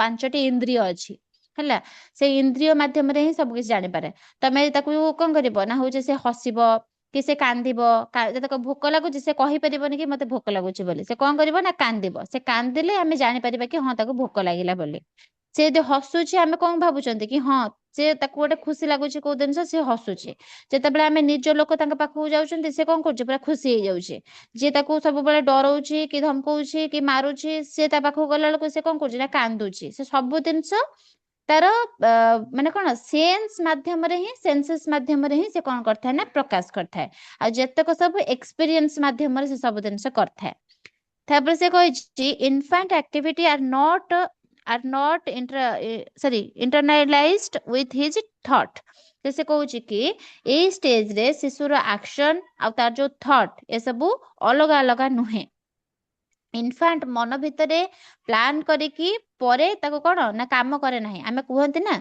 कि आमे गोटे भाबी कि तापर गोटे काम करबा एटा इन्फेंस स्टेज रे जमा भी हुए नाही हले एटा मन रखिबो तापर से कहूची कोन ना होची से प्रथमे हमर काम करे सेठारु हमर शिखे जेमते कि गोटे छोटो छुआ को तमे जत्ते कुह कि होची ना सेठी होची गरम अछि तू जमा हाथ मारनी तो हाथ पोडी जीवो से पर्यंत शुणिबो नै जे पर्यंत से हाथ न मारिछ से पर्यंत ताको चेंक न लागिछ तो सेति पई एथिरे आमे कहिले से आगे बुझी की कहइबो से कथा नुहे से आगे कोन करिवो से कामटा को करिवो सेठु ही से सिखिबो आमे जेते कहिले से बुझिबो नाही तो सेति पई ए स्टेज हमर कोन हुए the infant action not internalised with his thought तो एथि हमर कोनोसी प्रकार भी एक्शन आउ थॉट अलग अलग माने हिसाब रे आमे कहि परिबा नाही इन्फेंट मानक भितरे बा गोटे छोटो छुआ भितरे फर्स्ट कोन करथाय ना से प्रथमे काम करिवो सेइठारु ही से कोन करिवो ना सिखिबो थिंकिंग मन भितरे इंटरनलाइज ताकर होई न थाए से मन भितरे भाबी दियंते नै कि से गरम जिनसटा को छुइले म हाथ रे गरमटा लागिवो बोली से प्रथमे देखिले एक्सपीरियंस कले कि हां एटा गरम लागुछे आउ केबे हेले भी से कोन करिवे ना से निया पाखु जिबेनी कि कोटे गरम जिनस पाखु जिबेनी हैला तापरे कहिछि the infant exercise sensor motor capacities by sucking handling और बाय मूविंग ऑब्जेक्ट्स तापर से कोन कहला ना से कहूछि कि एही स्टेज रे शिशु निज सेंसर मोटर कैपेसिटी व्यवहार करथाय कौन ना से सकिंग करे जिनस को धरे हाथ रे निजे निए माटी रे फिंगे है ताको घुंचाए एमती सिंपली एक्टिविटी माध्यम से कौन करे ना ऑब्जेक्ट टू एनवायरनमेंट विषय रे से जानी थाए जमती गोटे गोटे खेलना को तमे ताको दब से खेलना कौन कर से हूँ माने चले चले केमती नब ताकू गोटे गाड़ीटे छोट गाड़ीटे देथिबो से ताकू फास्ट होची पेल दबो कि से गाड़ीटा चाली केते बाटा पळे जाउची से ता माइंड रे सेतल भाबिबो कि हां ए एनवायरनमेंट रे जेतक सब गाड़ी आसुची ताकू बोधे एमती ठेलिबा द्वारा से गाड़ी माने बोधे चालुची ହେଲା गोटे କିଛି ବି ଗୋଟେ ବଲ୍ ଟେ ଦେଇ ଦିଅ ବଲ୍ ଟା କଣ କରିବ ସେ ଫୋପାଡ଼ିବ ସେ ଜାଣିବ କି ହଁ ବଲ୍ ଟା ଫୋପାଡ଼ିଲା ବେଳକୁ ସେ ଏମିତି ଯାଇକି ପଡୁଛି ହେଲା ତ ସିଏ କଣ କରିବ ନା ନିଜେ ନିଜେ ଏକ୍ସପିରିଏନ୍ସ କରିବ ନିଜେ ନିଜେ ଏକ୍ସପିରିଏନ୍ସ କରିକି ହିଁ ସେ ସବୁ ଜିନିଷ ଜାଣିବ ତାପରେ କହିଛି at this stage the child intelligence level is equal to that of intelligent animal तो से कौन कहूची ना पियाजेट अनुसार ए स्टेज रे शिशुर इंटेलिजेंट एनिमल लाइक थाए जेमती कि रीजनिंग किंबा लॉजिकल थिंकिंग से जमा डेवलप करि पारेनी से कहि परनी कि एटा काहेकि हैला एटा केमिति हैला ए सब लॉजिकल थिंकिंग ता भीतर डेवलप हेई न थाए ट्रायल एंड एरर रो एक्शन माध्यम रे से प्रॉब्लम को सॉल्व करथाए माने से बारंबार बारंबार से जिनस करिवो करी कि ही से सिखिबो यही कारण रू ही इंटेलिजेंट एनिमल इन्फांट रो थिंकिंग एही स्टेज रे प्राय समान थाए तो कौन से कहबा कथा होची धर जेमति कि गोटे छुआटे को दबो पजल को ठीक करिया पई हैला तो पजल को ठीक करवाटा सी सेठी भाबी परिबनी जे मोर कौन पई एटा हबनी एटा एमती हब से सेमती किसी जानि नथिबो गोटे एनिमल सहित एथि पई गोटे छुआ को तुलना करा जायछि काहे कि ना गोटे ट्रायल एंड एरर थ्योरी अच्छी है तमें आगू जाइए पढ़ब से कौन हुए ना गोटे बिलेईटा को पिंजरा भितर पूरा है थर्नडाइंग कर अच्छी सेटा ताकू कौन कर ना बिलेई को आनिक गोटे पिंजरा भितर पूरा है से बिलेई बाहर कौन हो ना गोटे माछटे थुआ है से बिलेई कौन कर ना हूँ तार गोटे स्विच टे थी से स्विच टा को मारिले ही से डोर टा खोल आ डोर टा खोलिले ही से बाहर को जाइए से माछ खाई पार କିନ୍ତୁ ସେ ବିଲେଇ କି ଜଣା ନଥିବ କି କେମିତି ମୁଁ କୋଉଠି ସୁଇଚ ଅଛି ଆଉ କୋଉଠି ମୁଁ ମାରିଲେ ମୁଁ ଏ ଡୋରଟା ଖୋଲିବ ବୋଲି ସେ ଜାଣି ନଥିବ ସେ କଣ କରିବ ବାରମ୍ବାର ବାରମ୍ବାର ଟ୍ରାଏ କରିବ ଫେଲ ହବ ଟ୍ରାଏ କରିବ ଏରର ହବ ଟ୍ରାଏ କରିବ ଏରର ହବ ତ କିନ୍ତୁ 50 ଥର ଟ୍ରାଏ କଲା ପରେ କଣ କରିବ ତା ଗୋଡ ବାଜିଯିବ ସେ ସୁଇଚ ଉପରେ ସେ ବାହାରେ କି ଯାଇକି ସେ ମାଛଟାକୁ ମାଛ ପାଖରେ ଯାଇକି ପହଞ୍ଚିବ ताकू आनिक पुणी से पिंजरा भीतर रखा जीवो पुणी से ट्राए करिवो जोटा 50 थर से ट्राए करथला ताकू से 20 थर करिवो 20 थर ट्राए करिके पुणी बाहर को जीवो बाहर को से 5 जगह पहुंच जीवो पुणी ताकू आनिक जेतले पूरा जीवो से ताकू पुणी ट्राए करिवो 10 थर करिवो जोटा कि 50 थर होउतला भाबो से 10 थर रे पुणी कोन करिवो ना खोल दबो एमिति समय आसीबो जोठी कि से कोन करिवो ताकू पुरौथबो से संगे संगे बाहर की जाई कि माछ खाया पई चेष्टा करथबो ता माने कोन से बारंबार चेष्टा फल रे सफल होला कि नहीं से बारंबार चेष्टा करी करी करी करी करी करी एते कम मात्रा करदेला तार भूल टाकू जोटा कि सांगे सांगे तो पुरेले से जानी गला कि हाँ मते एठी स्विच मारला बेलको मते बाहर जाउछि बोली तो ठीक सही परी गोटे पिलाटा भी ता सहित समान गोटे पिलाटा को हमें जेते से कोन से किछि जानि न थाए ताको एते हमें सिखे भाई तू एठी पूरा से जम्मा पुरेबो नाही से कहबो कि ना मु बारंबार बारंबार करिवि मते जोटा ठीक लागिवो मु सेटा करिवि आ सेटा एम्ति बारंबार करबा द्वारा से सठिक हे जाई थाए से जानी पारथा कि हाँ एटा ही ठीक बोली बुझिपारल डी यस मैम हाँ आज्ञा तापर मैम लास्ट पॉइंट देछि कि infant develop understanding that object have independent existence even if you cannot see them तो एटा गोटे भलो इंपोर्टेंट पॉइंट है एथरे क्वेश्चन आसे हमर जो ऑब्जेक्टिव टाइप क्वेश्चन जो सब आसे तमरा बीएड रे तो आसीबनी ओटीटी सीटीटी देला माने सेथरे आसीबो हला तो से कोन कहूची ना एही स्टेज रे शेष दिगरे कौन करथाय ना शिशु माने शेष दिग माने बुझी परछो तो माने 2 वर्ष हबा को आसु थाय जते बेले से टाइम बेलको से ऑब्जेक्ट परमानेंस डेवलप करे ऑब्जेक्ट परमानेंस कोन ना जदी कोनोसी गोटे ऑब्जेक्ट को बा कोनोसी गोटे दिनसट को आखिरो अदृश्य होई जाय हैला माने जेमति कि गोटे छोट छुआ कोन आमे बॉल देखांदी बॉल टा को आनी के फोन कोन कर दबा ना होची फोपाड़ दबा से आडे किंतु ताको कहबा कि हां आमे लुचेई गेडी रखिचो तथापि से कोन करे ना ऑब्जेक्ट अछि बोली शिशु बुझी पारे माने आमे कोन करछंती ना बॉल टा को आनी के गोटे जगह थोई दउछंती माने हाथ रे एमती मुठा करी रखिछंती ତାପରେ କଣ କରୁଛନ୍ତି ନା ତାକୁ କଣ କରୁଛନ୍ତି ଫୋପାଡ଼ି ଦେଇକି ପୁଣି ହାତଟାକୁ ମୁଠା କରିଦଉଛନ୍ତି। ସେ ସେଠି ଜାଣିପାରିବନି କି ବଲଟା ସିଆଡେ ଫୋପଡ଼ା ସରିଲାଣି ବୋଲି। ସେ ଛୁଆଟି ତଥାପି ଭାବୁଥିବ କି ନା ସେ ମୁଠା ଭିତରେ ବଲଟା ଅଛି। ତ ଏଟା କଣ ନା ଅବଜେକ୍ଟ ପରମାନେନ୍ସ ଡେଭଲପମେଣ୍ଟ। ଏଥିରେ କ୍ୱେଶ୍ଚିନ୍ ଆସେ କି କୋଉ ଷ୍ଟେଜରେ ପିଲାମାନଙ୍କର ଅବଜେକ୍ଟ ପରମାନେନ୍ସ ଡେଭଲପମେଣ୍ଟ ହୁଏ। ତ ମନେ ରଖିବ ଏଟା ଆମର ଯୋଉ କୋଉ ଷ୍ଟେଜ ନା ସେନ୍ସରି ମୋଟର ଷ୍ଟେଜରେ ଆମର ଅବଜେକ୍ଟ ପରମାନେନ୍ସ ପଳେଇ ଆସେ। ଅବଜେକ୍ଟ ପରମାନେନ୍ସ କହିଲା ମାନେ କଣ ନା ଗୋଟେ ଜିନିଷ ତମେ ଯଦି ଫୋପାଡ଼ି ବି ଦେଇଥିବ ଖାଲି ଯଦି ହାତଟାକୁ ମୁଠା କରିଥିବ ସେ କହିବେ କି ହଁ ୟା ଭିତରେ ଅଛି ସେ ବଲଟା। ତ ଏଟା କଣ ହେଇଥାଏ ନା ସେନ୍ସରି ମୋଟର ଷ୍ଟେଜରେ ସବୁଠାରୁ ଇମ୍ପୋର୍ଟାଣ୍ଟ ଆଚିଭମେଣ୍ଟ। ଆଉ ଏଇଟା ହିଁ ସବୁଠାରୁ ଇମ୍ପୋର୍ଟାଣ୍ଟ ଆଚିଭମେଣ୍ଟ ଆମର ଏଇ ଷ୍ଟେଜର। ହେଲା, ଏତିକି ବୁଝିପାରିଲ? Yes ma'am. ଆଜ୍ଞା ହଁ, ମ୍ୟାମ୍। ୟେସ୍ ଏବେ ମ୍ୟାମ୍। ଆମର ଆସିଲା ପ୍ରି ଅପରେସନାଲ। ଦେଖିବା କଣ ପ୍ରି ଅପରେସନାଲ ଦେଇଛି। ପ୍ରି ଅପରେସନାଲ ଷ୍ଟେଜ ଆମର ଅଛି 2 to 7 years, ମାନେ 2 ବର୍ଷରୁ 7 ବର୍ଷ। ଲେଖିଛି ଦିସ୍ ଷ୍ଟେଜ କଣ ଲେଖିଛି ହଁ coincide with this period 2-year unit, 6-year or 7 years early childhood. This is the period preparatory to that of a concrete operations, child event solution rather than trial and error. ଆଚ୍ଛା, ତ ସେ କହିବା କଥା ହଉଛି ଆମର ଯୋଉ ଚିଲଡ୍ରେନ ମାନେ ଯୋଉ ଥାଆନ୍ତି ଚାଇଲ୍ଡହୁଡ ଷ୍ଟେଜରେ ଆମର କଣ ଏଟା ପୁରା ଥାଏ 12 ଟୁ କେତେ ଇୟର 2 to କେତେ ଇୟର 12 ଇୟର ନହେଲେ 11 ଇୟର ଏମିତି ଥାଏ। ତ ଆମେ ତାକୁ କଣ କରିଥାନ୍ତେ ଡିଭାଇଡ କରିଥିଲେ ଆର୍ଲି ଚାଇଲ୍ଡହୁଡରେ ଆଉ ଲାଟର ଚାଇଲ୍ଡହୁଡରେ। ତ ସେ କହିବା କଥା କି ଆମର ଯୋଉ ପ୍ରି ଅପରେସନାଲ ଷ୍ଟେଜ ଅଛି ତାକୁ ଆମେ ଆର୍ଲି ଚାଇଲ୍ଡହୁଡକୁ ବି ଆର୍ଲି ଚାଇଲ୍ଡହୁଡ ମଧ୍ୟ କହିଥାଉ। ଏଟା ବି କ୍ୱେଶ୍ଚନ ବେଳେ ବେଳେ ପଚାରିଦିଏ କି ଆମର ମାନେ କୋଉ ଷ୍ଟେଜକୁ ଆମେ ଆର୍ଲି ଚାଇଲ୍ଡହୁଡ ବୋଲି କହୁ। ଆର୍ଲି ଚାଇଲ୍ଡହୁଡ କହିଲା ମାନେ ପ୍ରି ଅପରେସନାଲ ଷ୍ଟେଜ ହଉଛି ଆର୍ଲି ଚାଇଲ୍ଡହୁଡ। ତ ସେ କହିଛି କି ଯୋଉ ଏଇ ଷ୍ଟେଜ ଆମର ରହିଲା ଏହି ଷ୍ଟେଜ 2 ବର୍ଷରୁ ଆରମ୍ଭ ହେଇକି 6 ବର୍ଷ କିମ୍ବା 7 ବର୍ଷ ପର୍ଯ୍ୟନ୍ତ ମଧ୍ୟ ଥାଏ। ଏହି ସମୟକୁ ଆର୍ଲି ଚାଇଲ୍ଡହୁଡ ପିରିୟଡ ବୋଲି ମଧ୍ୟ କୁହାଯାଏ।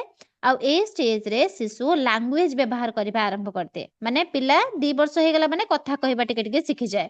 ଆଉ ନିଜ ଭାବନାକୁ ସେ ଯାହା ଯାହା ମନରେ ଭାବୁଥିଲା ଯୋଉଟା ସେନ୍ସରି ବା ସେନ୍ସସ୍ ମାଧ୍ୟମରେ ଯୋଉଟା 0 to 2 yearsରେ କହୁଥିଲା ସେଟା ଏବେ ସେ କଣ କରିବ ନା ୱାର୍ଡରେ କହିବ, ସିମ୍ବଲ ମାଧ୍ୟମରେ ପ୍ରକାଶ କରିବ, କିଛି ଗୋଟେ କହିକି ପ୍ରକାଶ କରିଦବ। ଏଟା ଆମର 2 to 7 yearsରେ ହୁଏ। ତାପରେ ସେ କହିଛି କି this is the period preparatory to that of concrete operations, child invent solution rather than trial and error. ସେ କହିବା କଥା ଏଇ ଯୋଉ ଷ୍ଟେଜ ଆସିଲା 2 ରୁ 7 ବର୍ଷ ପର୍ଯ୍ୟନ୍ତ ଏଇ ଷ୍ଟେଜ ହଉଛି କନକ୍ରିଟ ଅପରେସନାଲ ଷ୍ଟେଜ ପାଇଁ ଗୋଟେ ପ୍ରିପାରେସନ ଷ୍ଟେଜ ଅଟେ। ମାନେ କନକ୍ରିଟ ଅପରେସନକୁ ଯିବା ପୂର୍ବରୁ ଏଟା ଗୋଟେ ପ୍ରିପାରେସନ ଷ୍ଟେଜ। ଏଠାରେ କଣ ହୁଏ ନା ଶିଶୁଟି ଟ୍ରାଏଲ ଆଣ୍ଡ ଏରର ମାଧ୍ୟମରେ ନୁହେଁ, ଟ୍ରାଏଲ ଆଣ୍ଡ ଏରର କୋଉଥିରେ କରୁଥିଲା ସିଏ ସେନ୍ସରି ମୋଟରରେ କରୁଥିଲା। କିନ୍ତୁ ଯେତେବେଳେ ପ୍ରି ଅପରେସନାଲରେ ଆସିଲା ସେତେବେଳେ ଟ୍ରାଏଲ ଆଣ୍ଡ ଏରର ମାଧ୍ୟମରେ କିଛି ବି ସେ କରୁନାହିଁ। କଣ କରୁଛି ନା ନିଜ ମନରେ ସଲ୍ୟୁସନ ଇନଭେଟ କରିବାକୁ ଚେଷ୍ଟା କରୁଛି। ନିଜ ମନ ମାଧ୍ୟମରେ ସେ ଭାବୁଛି କି ହଁ ଏଟା କେମିତି ହବ କଣ ନାହିଁ ଏସବୁ ଭାବୁଛେ। ତ ଯଦିଓ ତାଙ୍କର ଥିଙ୍କିଂ ଫୁଲି ଲଜିକାଲ ନୁହେଁ, ଯଦିଓ ସେ ଜାଣିଛନ୍ତି କି ଏଟା ପୁରାପୁରି ସଠିକ ନୁହେଁ ବା ଯୁକ୍ତିଗତ ନୁହେଁ, ତଥାପି ସେ କଣ କରୁଛନ୍ତି ନା ମେଣ୍ଟାଲ ରିପ୍ରେଜେଣ୍ଟେସନକୁ ବ୍ୟବହାର କରିକି ପ୍ରୋବ୍ଲେମ ସଲ୍ଭ କରିବାକୁ ସେ ଆରମ୍ଭ କରିଦେଇଥାନ୍ତି। ତ ଆମେ ଏଠୁ କଣ ଜାଣିଲେ ନା ଆମେ ଜାଣିଲେ ସେନ୍ସରି ମୋଟରରେ ଟ୍ରାଏଲ ଆଣ୍ଡ ଏରର ଜିନିଷ ରହୁଛି ଯୋଉଟା କି ମେଣ୍ଟାଲି ସେ କିଛି ଭାବିବାକୁ ସକ୍ଷମ ନଥାନ୍ତି। ଯେତେବେଳେ ପ୍ରି ଅପରେସନାଲ ଷ୍ଟେଜକୁ ଆସୁଛନ୍ତି 2 ରୁ 7 ବର୍ଷକୁ ଆସୁଛନ୍ତି ସେତେବେଳେ ଆଉ ସେ ଟ୍ରାଏଲ ଆଣ୍ଡ ଏରର କରୁନାହାନ୍ତି, ବାରମ୍ବାର କରୁନାହାନ୍ତି। ତାଙ୍କ ମନରେ ସେ ଭାବୁଛନ୍ତି କି କୋଉଟା ସଲ୍ୟୁସନ ହେଇପାରିବ ଏଇ ଜିନିଷର, ଏଟା ମନରେ ଭାବିକି ହିଁ କରୁଛନ୍ତି। ତାପରେ ସେ କହିଛି କି ଦ child perceptive and absolute not relative। ତ ଏହା ମାନେ କଣ ନା ଏହି ଷ୍ଟେଜରେ ଶିଶୁର ପର୍ସପେକ୍ଟିଭ ଆବସୋଲ୍ୟୁଟ ଥାଏ। ଅର୍ଥାତ ଆମର କଣ ଯାହା ଯାହା ଆମେ ଦେଖୁଛନ୍ତି କିମ୍ବା ଆମେ ଯାହା ଯାହା ଭାବୁଛନ୍ତି ସେଇଟାକୁ ଆମେ ସତ୍ୟ ମନେ କରନ୍ତି। ହେଲା, ସେଟା ରିଲେଟିଭ ପଏଣ୍ଟ ଅଫ ଭ୍ୟୁ ଆମେ ବୁଝିପାରନ୍ତି ନାହିଁ। ଆଉ କଣ ନା ସଲ୍ୟୁସନକୁ ବହୁତ ସାରା ଦୃଷ୍ଟିକୋଣରୁ ଭାବିବାରେ ମଧ୍ୟ ଅସମର୍ଥ ହୁଅନ୍ତି। ଆମର କୌଣସି ପ୍ରକାର ଯେମିତି କି ଦେଖ ଅବଜେକ୍ଟ ପରମାନେନ୍ସି କହିଲା ମାନେ ଏଟା ଅବଜେକ୍ଟ ପରମାନେନ୍ସି ବି କୁହାଯାଏ। ୟାକୁ ମାଇଣ୍ଡରେ ରଖିବ। ପର୍ସପେକ୍ଟିଭ ଯୋଉଟା ଚାଇଲ୍ଡ ପର୍ସପେକ୍ଟିଭରୁ ଦେଖିଲେ ଆବସୋଲ୍ୟୁଟ ନଟ୍ ରିଲେଟେଡ ଯୋଉଟା କହୁଛି ରିଲେଟିଭ, ସେ ଆବସୋଲ୍ୟୁଟ ଜିନିଷକୁ କିଛି ଜାଣିପାରେନି। ସେଟା ଏଇଟା ମାନେ ଯୋଉଟାକୁ ଧର ଦେଖିଲା ତମେ ଧର ଯାହା ଗୋଟେ ଦେଖେଇ ଦଉଛ ସେଟାକୁ ହଁ ସିଏ ଭାବୁଛନ୍ତି କି ହଁ ଏଇଟା ଠିକ। ଯେମିତି କି ତମେ କିଛି ଗୋଟେ ଲମ୍ବା ଗ୍ଲାସ ରେ ଆଣିକି ପାଣି ରଖ, ଆଉ ଗୋଟେ ଚଉଡା ଗ୍ଲାସ ରେ ଆଣିକି ପାଣି ରଖ। ଗୋଟେ 200 ml ର ପାଣି ଗ୍ଲାସ ଥିବ, ଆଉ ଗୋଟେ ବି 200 ml ର ହିଁ ପାଣି ଗ୍ଲାସ ଥିବ।